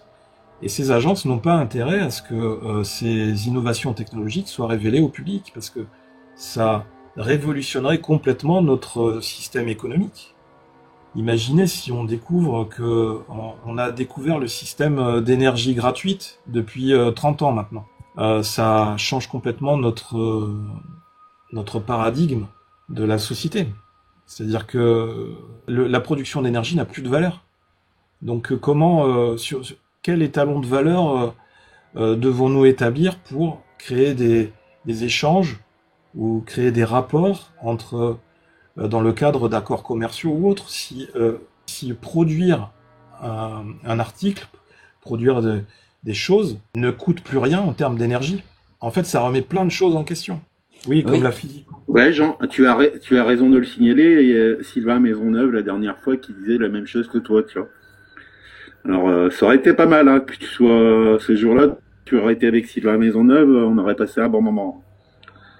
Bah, écoute, il reviendra, Sylvain, il reviendra sur la chaîne. D'accord. Je voulais parler aussi du petit robot qui est sur Mars, là. Oui. Oui. Ouais. Et faire la comparaison avec la force G. Vous voyez, on envoie de la robotique pour éviter que l'humain soit dû à la force G, disparaisse. Donc il faut supporter la force G.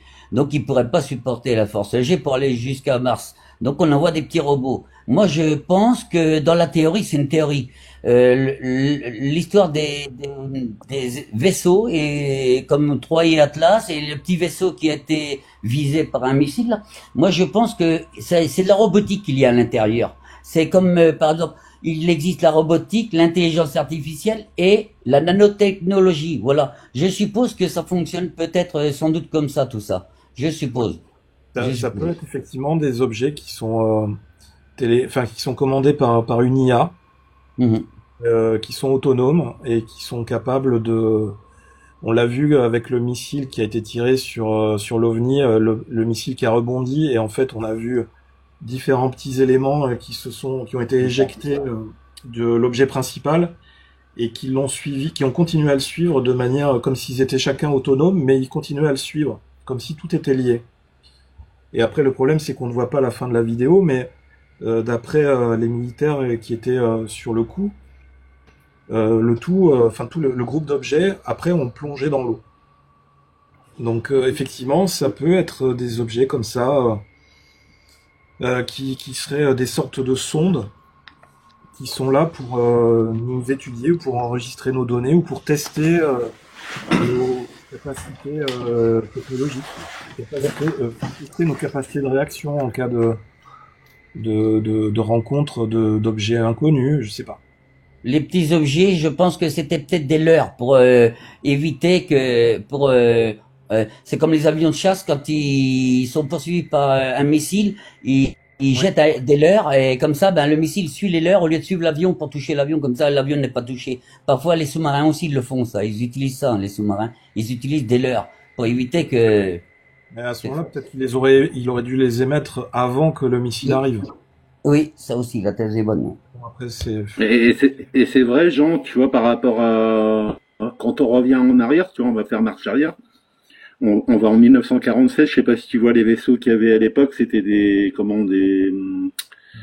en forme de disque, hein. Mais maintenant, les formes ils ont bien changé également depuis le temps, hein. C'est comme nous à l'aviation, pareil, on change au niveau des avions, ça change, mais également chez eux, tu vois, on n'a plus les mêmes objets maintenant.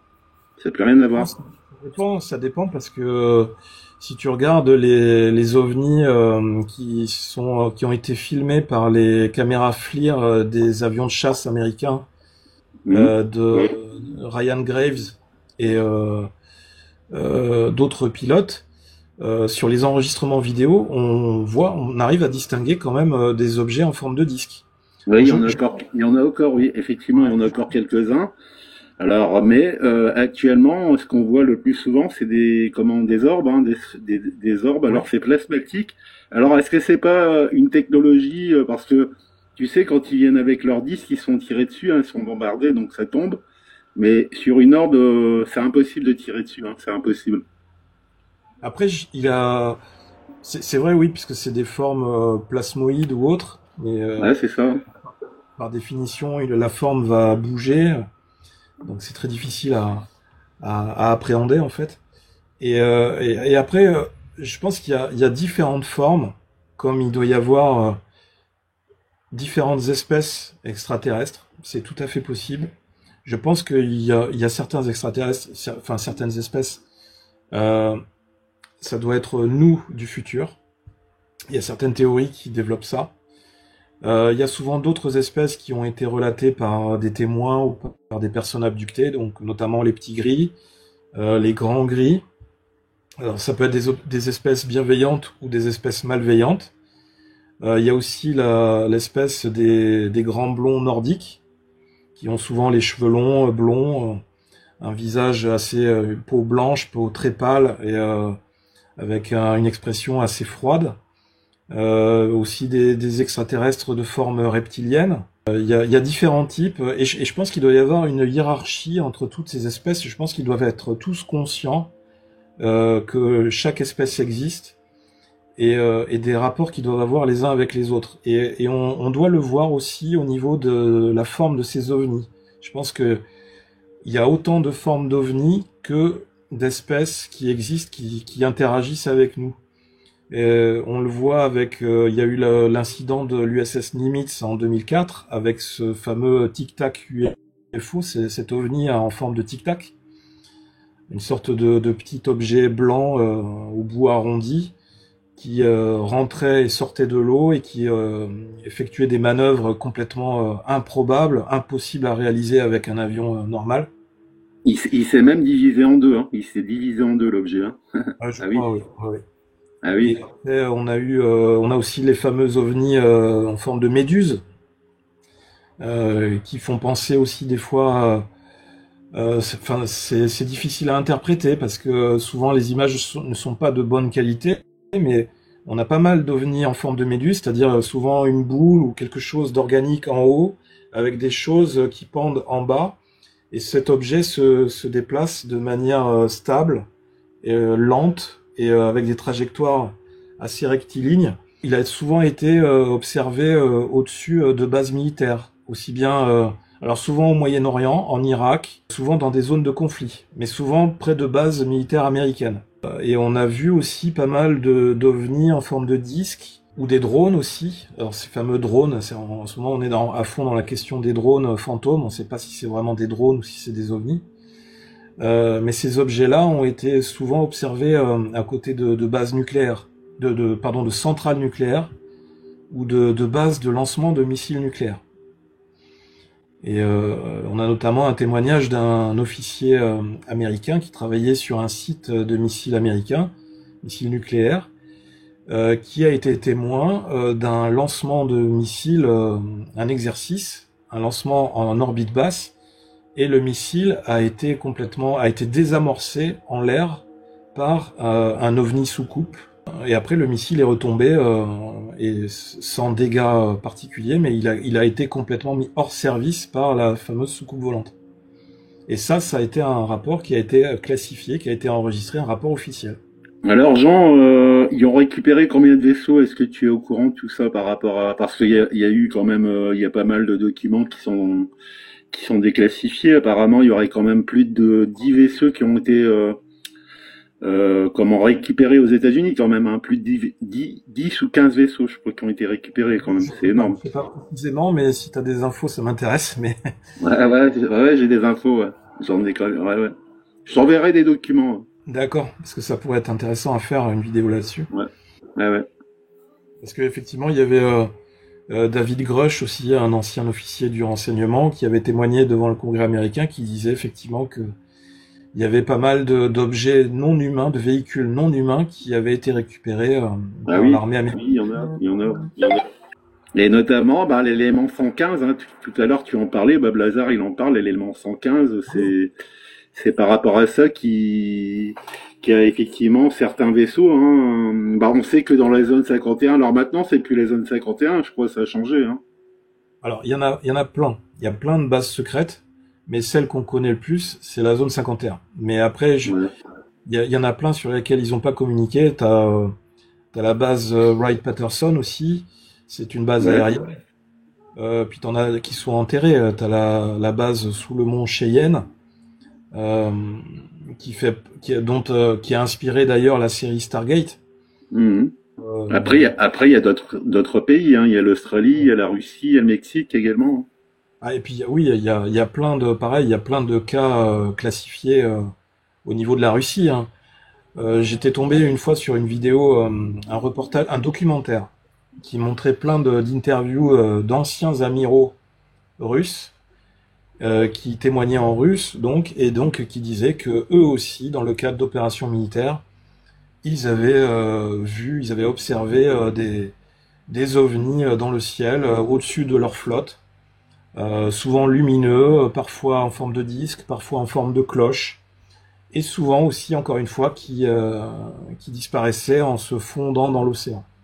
Après, tu vois, Jean, il y a également une affaire quand même qui me paraît quand même, franchement, quand je la vois, ça me paraît d'être une affaire science-fiction, tu vois. C'est celle avec les soldats qui ont été pétrifiés, tu vois, en Russie. Oui. Ouais. Ça me paraît quand même incroyable, hein, quand même, cette affaire, hein. C'est incroyable. Ouais, Et c'est quand même des documents déclassifiés, quand même, hein. C'est ça qui est fou. Apparemment, c'est arrivé, effectivement, et c'était dans le cadre d'un crash d'OVNI, il me semble. Ouais, c'est ça. Ils avaient envoyé une unité pour essayer de récupérer ce qu'ils pouvaient récupérer sur le crash. Et en fait, je sais plus s'il y a des êtres qui sont sortis de la soucoupe ou si c'est un rayon qui a été émis de la soucoupe et qui a pétrifié les soldats sur place. Ouais, c'est ça, ouais. Je voulais poser une question. Quand vous parliez de la sphère qui a été trouvée et du cylindre, je pense que là, lorsque vous parliez aussi du phénomène de toute suite avec Alien, je pense que c'est un effet de radioactivité. Je pense qu'il y a une haute des radiations très hautes. C'est pour ça que faut pas y toucher justement parce qu'il y a beaucoup de radiations. Ces objets-là sont remplis de radiations et je pense que ça peut donner des problèmes. Voilà, je pense. Hein. Oui, il y a de très grandes chances effectivement que ce soit le cas. Oui. Et l'autre question, c'était à propos des têtes nucléaires. En Angleterre, dans les années 80, il y a eu 8 têtes nucléaires ou 10 têtes nucléaires de neutralisées par des vaisseaux. Pendant plusieurs soirs, ils ont été en alerte, hein, n'est-ce pas? C'était, je me souviens plus du nom, mais effectivement, c'était l'ancien Premier ministre du Canada, un ancien Premier ministre qui avait témoigné, qui a été souvent qualifié d'illuminé, mais qui a révélé effectivement que il y avait eu ces cas-là, et puis il avait été un peu plus loin, il avait déclaré qu'il y avait des contacts réguliers avec des espèces extraterrestres, des accords secrets avaient été signés, enfin plein de choses. Donc après, c'est un homme politique, mais enfin, je sais pas, dans les témoignages que j'ai vus, il avait l'air assez sincère.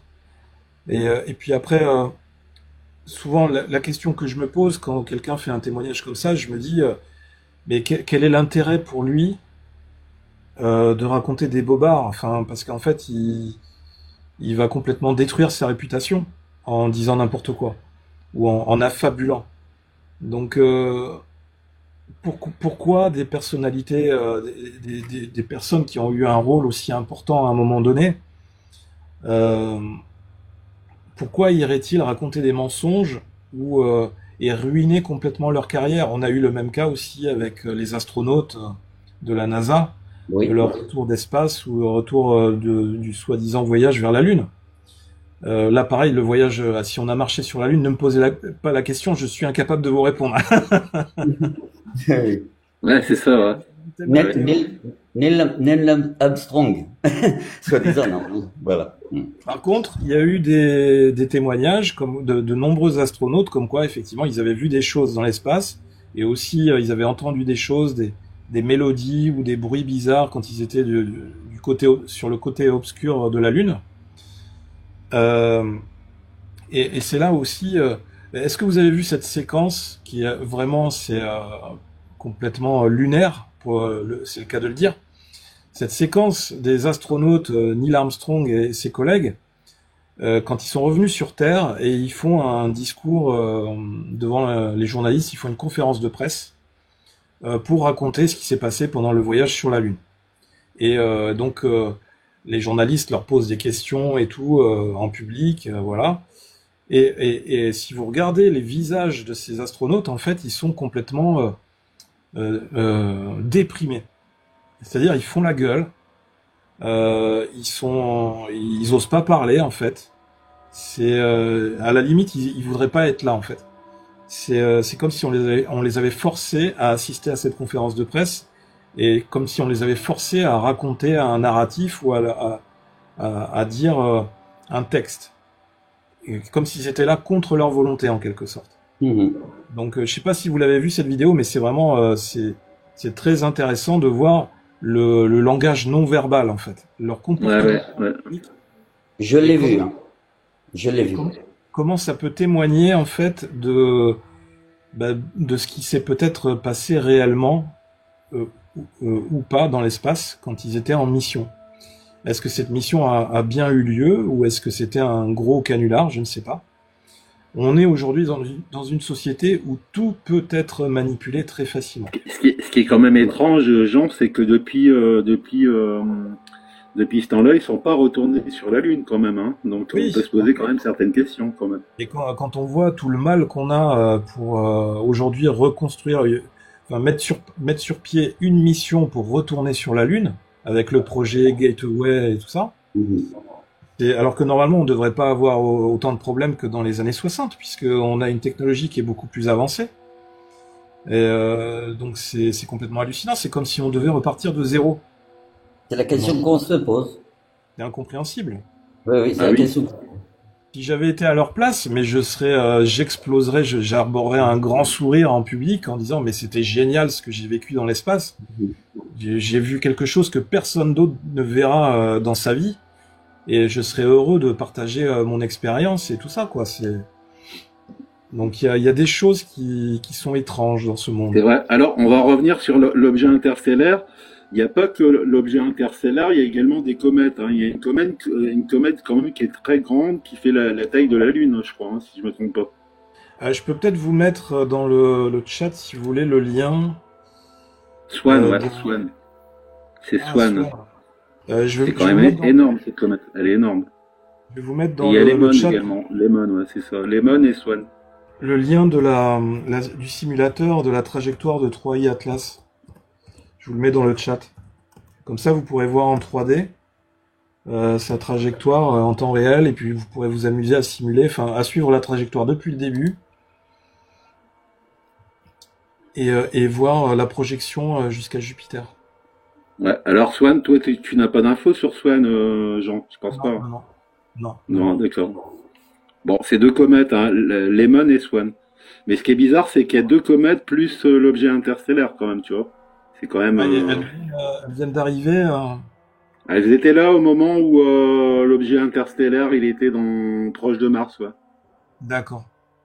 Je vais te dire, pour moi, 3i Atlas a éclipsé les deux comètes. Ah ouais, ça se ferait bien.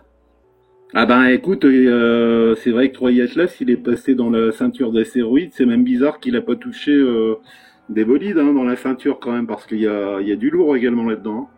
Oui, c'est vrai que c'est une bonne question, parce qu'un objet aussi énorme, normalement, du coup, ça augmente les probabilités d'entrer en contact avec d'autres objets. Donc, Ouais, et c'est ce que tu disais tout à l'heure. Normalement, on aurait dû avoir des pluies de météores, hein, on aurait dû voir des étoiles filantes beaucoup hein, dans le ciel. On voit rien, tu vois. C'est ça qui est bizarre. J'en ai vu 2, moi. Ah, t'as de la chance, 2 étoiles Mandela. filantes, oui. T'as de la chance. Est-ce que C'est ça Anthony et Jean. C'est Anthony et Jean, les deux étoiles filantes. Ah oui, alors on est combien sur le live là? On est 230 quand même, hein, tu vois, Jean, il y a du monde, hein. C'est bien. Bah merci à toutes les personnes qui sont sur le live et Jean, tu peux éventuellement te présenter pour que les personnes y puissent s'abonner également sur ta chaîne parce que j'ai vu certaines personnes qui voulaient s'abonner à ta chaîne également. Ah ben c'est gentil. Merci à vous pour votre intérêt.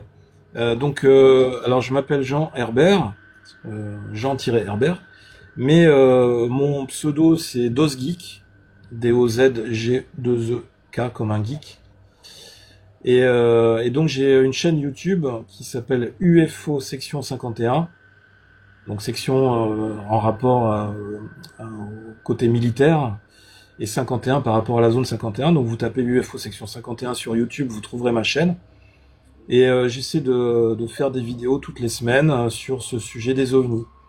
Donc ça fait 10 ans à peu près que je creuse le sujet. Je suis un grand fan de la série X-Files et de la science-fiction de manière plus générale. Et c'est vraiment il y a 10 ans où j'ai commencé à creuser le sujet en m'intéressant, parce que c'était le début de YouTube, et puis le début des chaînes sur les ovnis.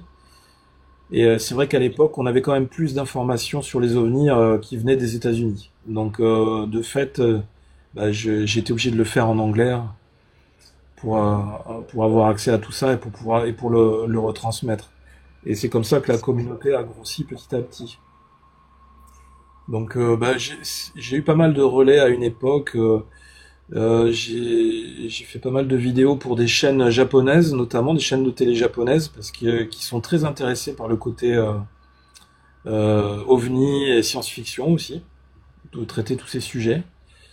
Et puis il faut dire que mon accent français quand je parle anglais plaît pas mal aux étrangers. Les Américains, en tout cas, ils aiment bien l'accent français. Et puis après, j'ai eu quelques interviews aussi sur certaines chaînes de télé américaines, euh, notamment. Il suffit qu'à un moment donné, t'aies une vidéo qui fait un buzz, qui fait des milliers de vues ou 1 million de vues. Et puis, oui, voilà, c'était History Channel. Et, euh, et du coup, t'as des chaînes de télé qui te contactent pour te poser des questions sur certains sujets ou comment tu fais tes vidéos ou pour essayer de relayer des infos parce qu'en fait, il n'y a pas beaucoup de journalistes qui font ce travail honnête d'investigation et d'aller essayer de traiter le sujet de manière sérieuse. Ce que je reproche beaucoup depuis des années aux journalistes, c'est de traiter le sujet un peu par-dessus la jambe et de le tourner en dérision. Et c'est ça aussi qui a contribué à provoquer tout ce retard, notamment en France, dans le fait que le sujet des ovnis se soit bien considéré. Et pendant des années, en France, quand on parlait des ovnis, on était considéré comme un illuminé, comme quelqu'un qui a un petit poids dans la tête ou qui croyait aux martiens, et ça s'est résumé à ça. On a toujours été un pays avec une très très grande tradition cartésienne, mais des fois il faut pas être trop cartésien, il faut aussi s'ouvrir un peu à d'autres choses.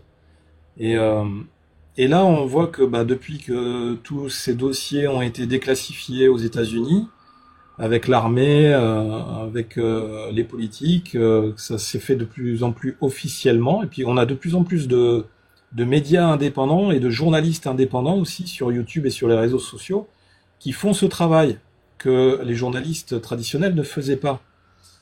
Donc du coup ça oblige les gens à... Enfin ça génère une meilleure visibilité de ce sujet-là, et c'est traité de manière un peu plus sérieuse. Et ça contribue à crédibiliser un peu plus le sujet avec le temps et à élargir un peu plus la communauté. Donc c'est ça qui est bien, qui est très positif, et je peux dire que j'ai vu l'évolution depuis 10 ans maintenant. Au départ, où c'était assez compliqué, il fallait vraiment batailler, et on était critiqué dans tous les sens, alors qu'aujourd'hui, maintenant, on est un peu plus pris au sérieux, même si c'est encore un peu dur en France, avec les médias mainstream, mais je pense qu'un jour, ils vont y venir, et que par la force des choses, ils seront obligés on va finir par avoir à un moment donné une vidéo majeure, une vidéo qui va choquer les gens en France, d'un ovni, quelque chose qu'on ne pourra pas, un truc irréfutable, et que les médias seront obligés d'accepter et de diffuser. Et est-ce que ça fera partie du narratif, de la propagande qui sera validée à ce moment-là, ou est-ce que ce sera fait dans l'honnêteté et dans le souci de l'information? Je ne sais pas. Mais voilà, il faut... ce que je dis souvent, c'est c'est un devoir de citoyen aussi pour nous de nous tenir informés et de multiplier les sources d'information. Il faut pas qu'on ait qu'une seule source d'information, parce que le risque est très grand à ce moment-là de tomber dans de la propagande ou d'être convaincu très facilement de fausses informations. Il faut multiplier les sources d'information, il faut recouper les sources. Et on est obligé de le faire aujourd'hui dans ce monde où on est inondé d'informations.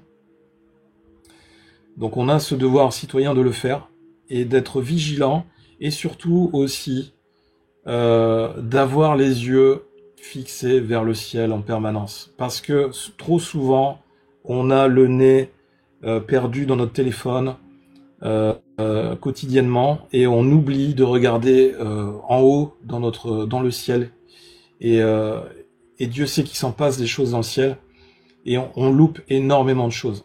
Donc il suffit à un moment donné d'une synchronicité, d'être au bon endroit au bon moment, d'avoir le téléphone dans la poche et de pouvoir le dégainer pour pouvoir filmer ce qu'on est en train de voir et qu'on ne comprend pas, et d'avoir les bons réflexes, et de ne pas paniquer.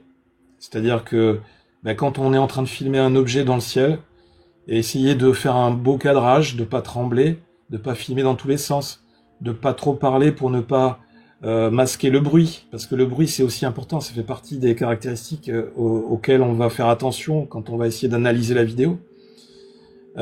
Essayer de filmer en horizontal pour essayer d'avoir un maximum d'informations dans l'image. Essayer aussi de filmer l'objet jusqu'à la fin, jusqu'à ce qu'on ne le voit plus. Pour la fin de la vidéo, la fin de la séquence, c'est très important, le moment où il disparaît. Parce qu'on a beaucoup de vidéos aujourd'hui qui sont manipulées, qui circulent sur le net. On ne voit jamais le moment où il disparaît. Parce qu'en fait, c'est un moment qui est très difficile à truquer en imagerie. Je le sais parce que j'ai travaillé dans le monde des effets spéciaux, d'où mon travail dans le numérique et autres. Et ce sont des choses où le comportement de l'objet dans le ciel, ça fait partie des choses qui sont très difficiles à truquer. Alors aujourd'hui, maintenant, on a des vidéos d'IA. Donc là, ça va être encore plus difficile. Parce que les vidéos générées par IA, il suffit de leur donner un script. Et du coup, il y a des vidéos de plus en plus réalistes qui circulent. Mais bon, c'est des vidéos assez énormes. C'est-à-dire qu'on voit un vaisseau extraterrestre, un disque qui est de la taille d'un bateau, qui plonge dans l'eau, qui fait des vagues énormes. Ou des fois on voit un vaisseau mer extraterrestre qui provoque un tsunami sur une ville. Enfin, des choses qui sont assez incroyables. Si c'était des événements aussi énormes, normalement, on devrait avoir une dizaine de personnes au moins qui filment chacun avec leur propre téléphone, donc différents angles de vue du même événement. Et donc, logiquement, on devrait aussi les retrouver sur Internet. Sauf que souvent, on a un seul angle de vue sur un phénomène aussi important, ce qui fait que ça n'est pas logique. Donc il y a plein de petits détails comme ça que j'essaye de disséminer dans mes vidéos sur ma chaîne pour essayer d'éduquer les gens sur le sujet des ovnis, pour arriver à distinguer les moments clés ou les moments importants, si dans l'éventualité où ils seraient amenés à être confronté à ce genre de situation. Donc ça, c'est très important. Si je peux contribuer à mon propre niveau à améliorer la couverture de ce sujet-là, déjà en France, ce serait bien. Et puis après, peut-être dans le monde entier. Mais il y a un Français qui est très connu qui s'appelle Jacques Vallée, qui a écrit pas mal de livres sur le sujet, et notamment sur les crashs d'OVNI en Arizona et autres, qui est devenu une référence mondiale en termes d'ufologie. Et ça, voilà, c'est des profils qui sont super intéressants parce qu'en fait, ils font office de référence. Ce sont des personnes référentes qui peuvent venir témoigner lors d'auditions publiques et qui vont aider à crédibiliser encore davantage le sujet, jusqu'à arriver un jour où on atteindra ce seuil où on arrivera peut-être à obtenir cette fameuse divulgation officielle de tous les dossiers qu'on nous cache depuis des décennies. Ah, merci Jean, c'est gentil. Ben, je pense qu'on a fait un petit peu le tour. Donc les conclusions par rapport à l'objet interstellaire, Jean, ta conclusion? Alors, ma conclusion, je dirais, je poserai une question. Est-ce que cet objet va continuer sa trajectoire vers Jupiter et ensuite quitter notre système solaire et fin de l'histoire? Ou au contraire, est-ce que cet objet marquera un virage aussi bien au niveau de sa trajectoire que dans le cadre de notre histoire de l'espèce humaine sur Terre? Est-ce qu'il marquera notre histoire? On va attendre, hein. C'est quand qui sera, normalement, c'est mars, hein, je crois. C'est mars. Même mois de décembre. Mars, Ouais. normalement, s'il continue sur sa trajectoire, il sera près de Jupiter en mars. Ouais, Mais c'est dès ça. décembre, pour essayer de se rapprocher de nous. Donc on va attendre décembre. En tout cas, ce qui est étonnant quand même dans cette affaire, je te dis, c'est que l'objet interstellaire, hein, c'est ce qu'il avait dit à Villov sur ses dernières... c'est ce que j'ai vu, hein, le dernier reportage d'Avilov. Il a dit, si l'objet interstellaire, il se casse pas en deux, pour moi c'est artificiel et c'est pas cassé en deux. Donc on peut... Moi je pense qu'on peut conclure quand même qu'on a affaire à un objet artificiel. Ouais. Oh, moi, Je je dirais pense. pas ça encore. Je dirais Je 50%. pense. Ouais, moi je serais dans les 70% quand même, là, maintenant. D'accord. Est-ce qu'il y a moyen de négocier?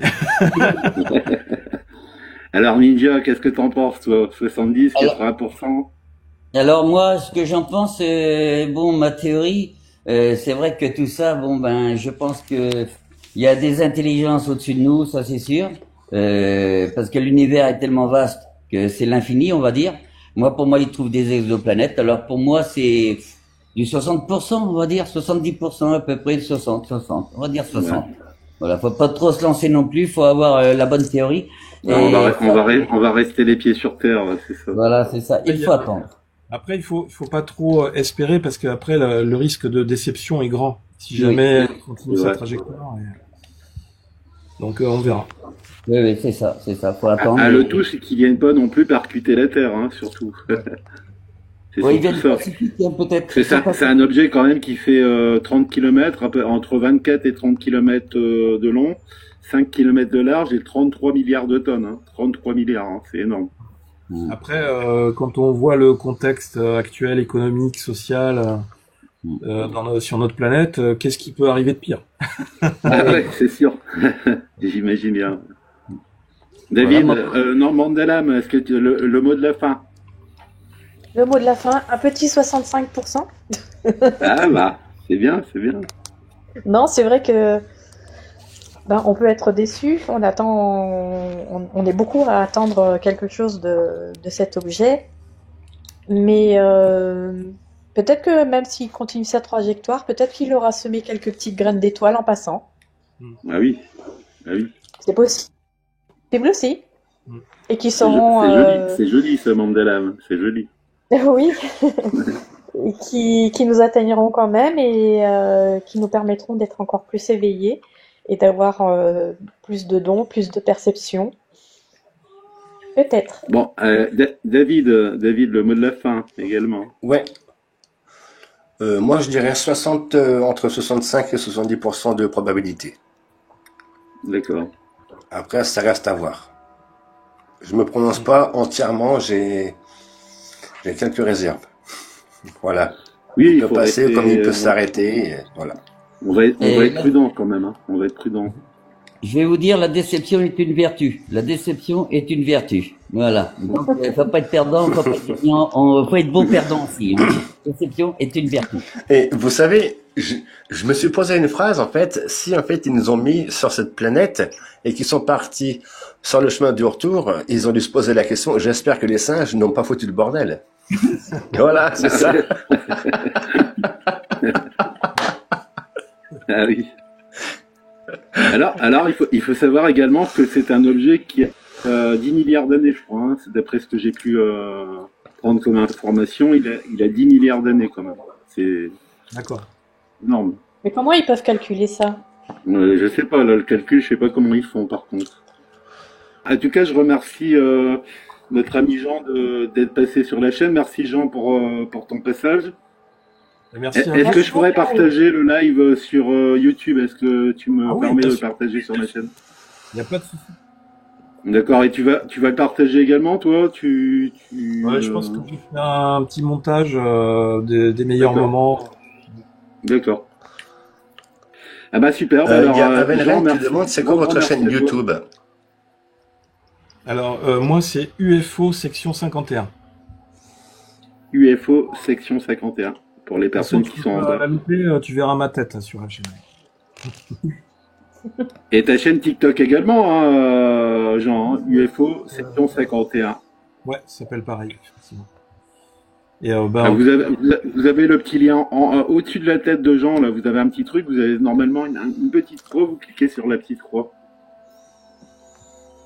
et la prochaine fois, il faudrait que je vienne avec un t-shirt avec la chaîne imprimée. Ah oui. Mais en tout cas, merci. Bah, la prochaine fois, on aura bientôt Elisabeth de Caligny. Je sais pas si tu la connais, toi, Jean. Non. Elisabeth de Non, Caligny. Non. Alors, c'est une youtubeuse également. Elle a une grosse chaîne, mais bon, elle, comment elle parle de l'infirmière de Roswell, mais c'est vraiment intéressant quand elle en parle. Hein. Très, très intéressant. Oui, cette infirmière qui avait mis sur le papier tous ces échanges avec un alien, c'est ça? Ouais, c'est ça, ouais. Ah oui. Il a écrit tout un récit, tout un Bah, témoignage. je te donnerai l'information quand elle sera là. Je te donnerai l'info et tu pourras éventuellement participer. Ça pourrait être sympa. Ouais. Ça pourrait être cool. En tout cas, c'était super cool d'échanger avec vous. C'était très intéressant et des échanges d'une grande qualité. Donc merci. Ah bah, à vous. merci beaucoup, Jean. Merci beaucoup. Merci Jean, merci. Bonne soirée à Merci, toi, Jean, Jean, c'était super. Et au plaisir de te réécouter sur la chaîne Alien, Jean. À bientôt. Merci. À bientôt. On reste en contact de Merci, bien sûr, Jean. hein, Jean. On reste en contact. À Bien bientôt. sûr. Merci beaucoup. Ciao.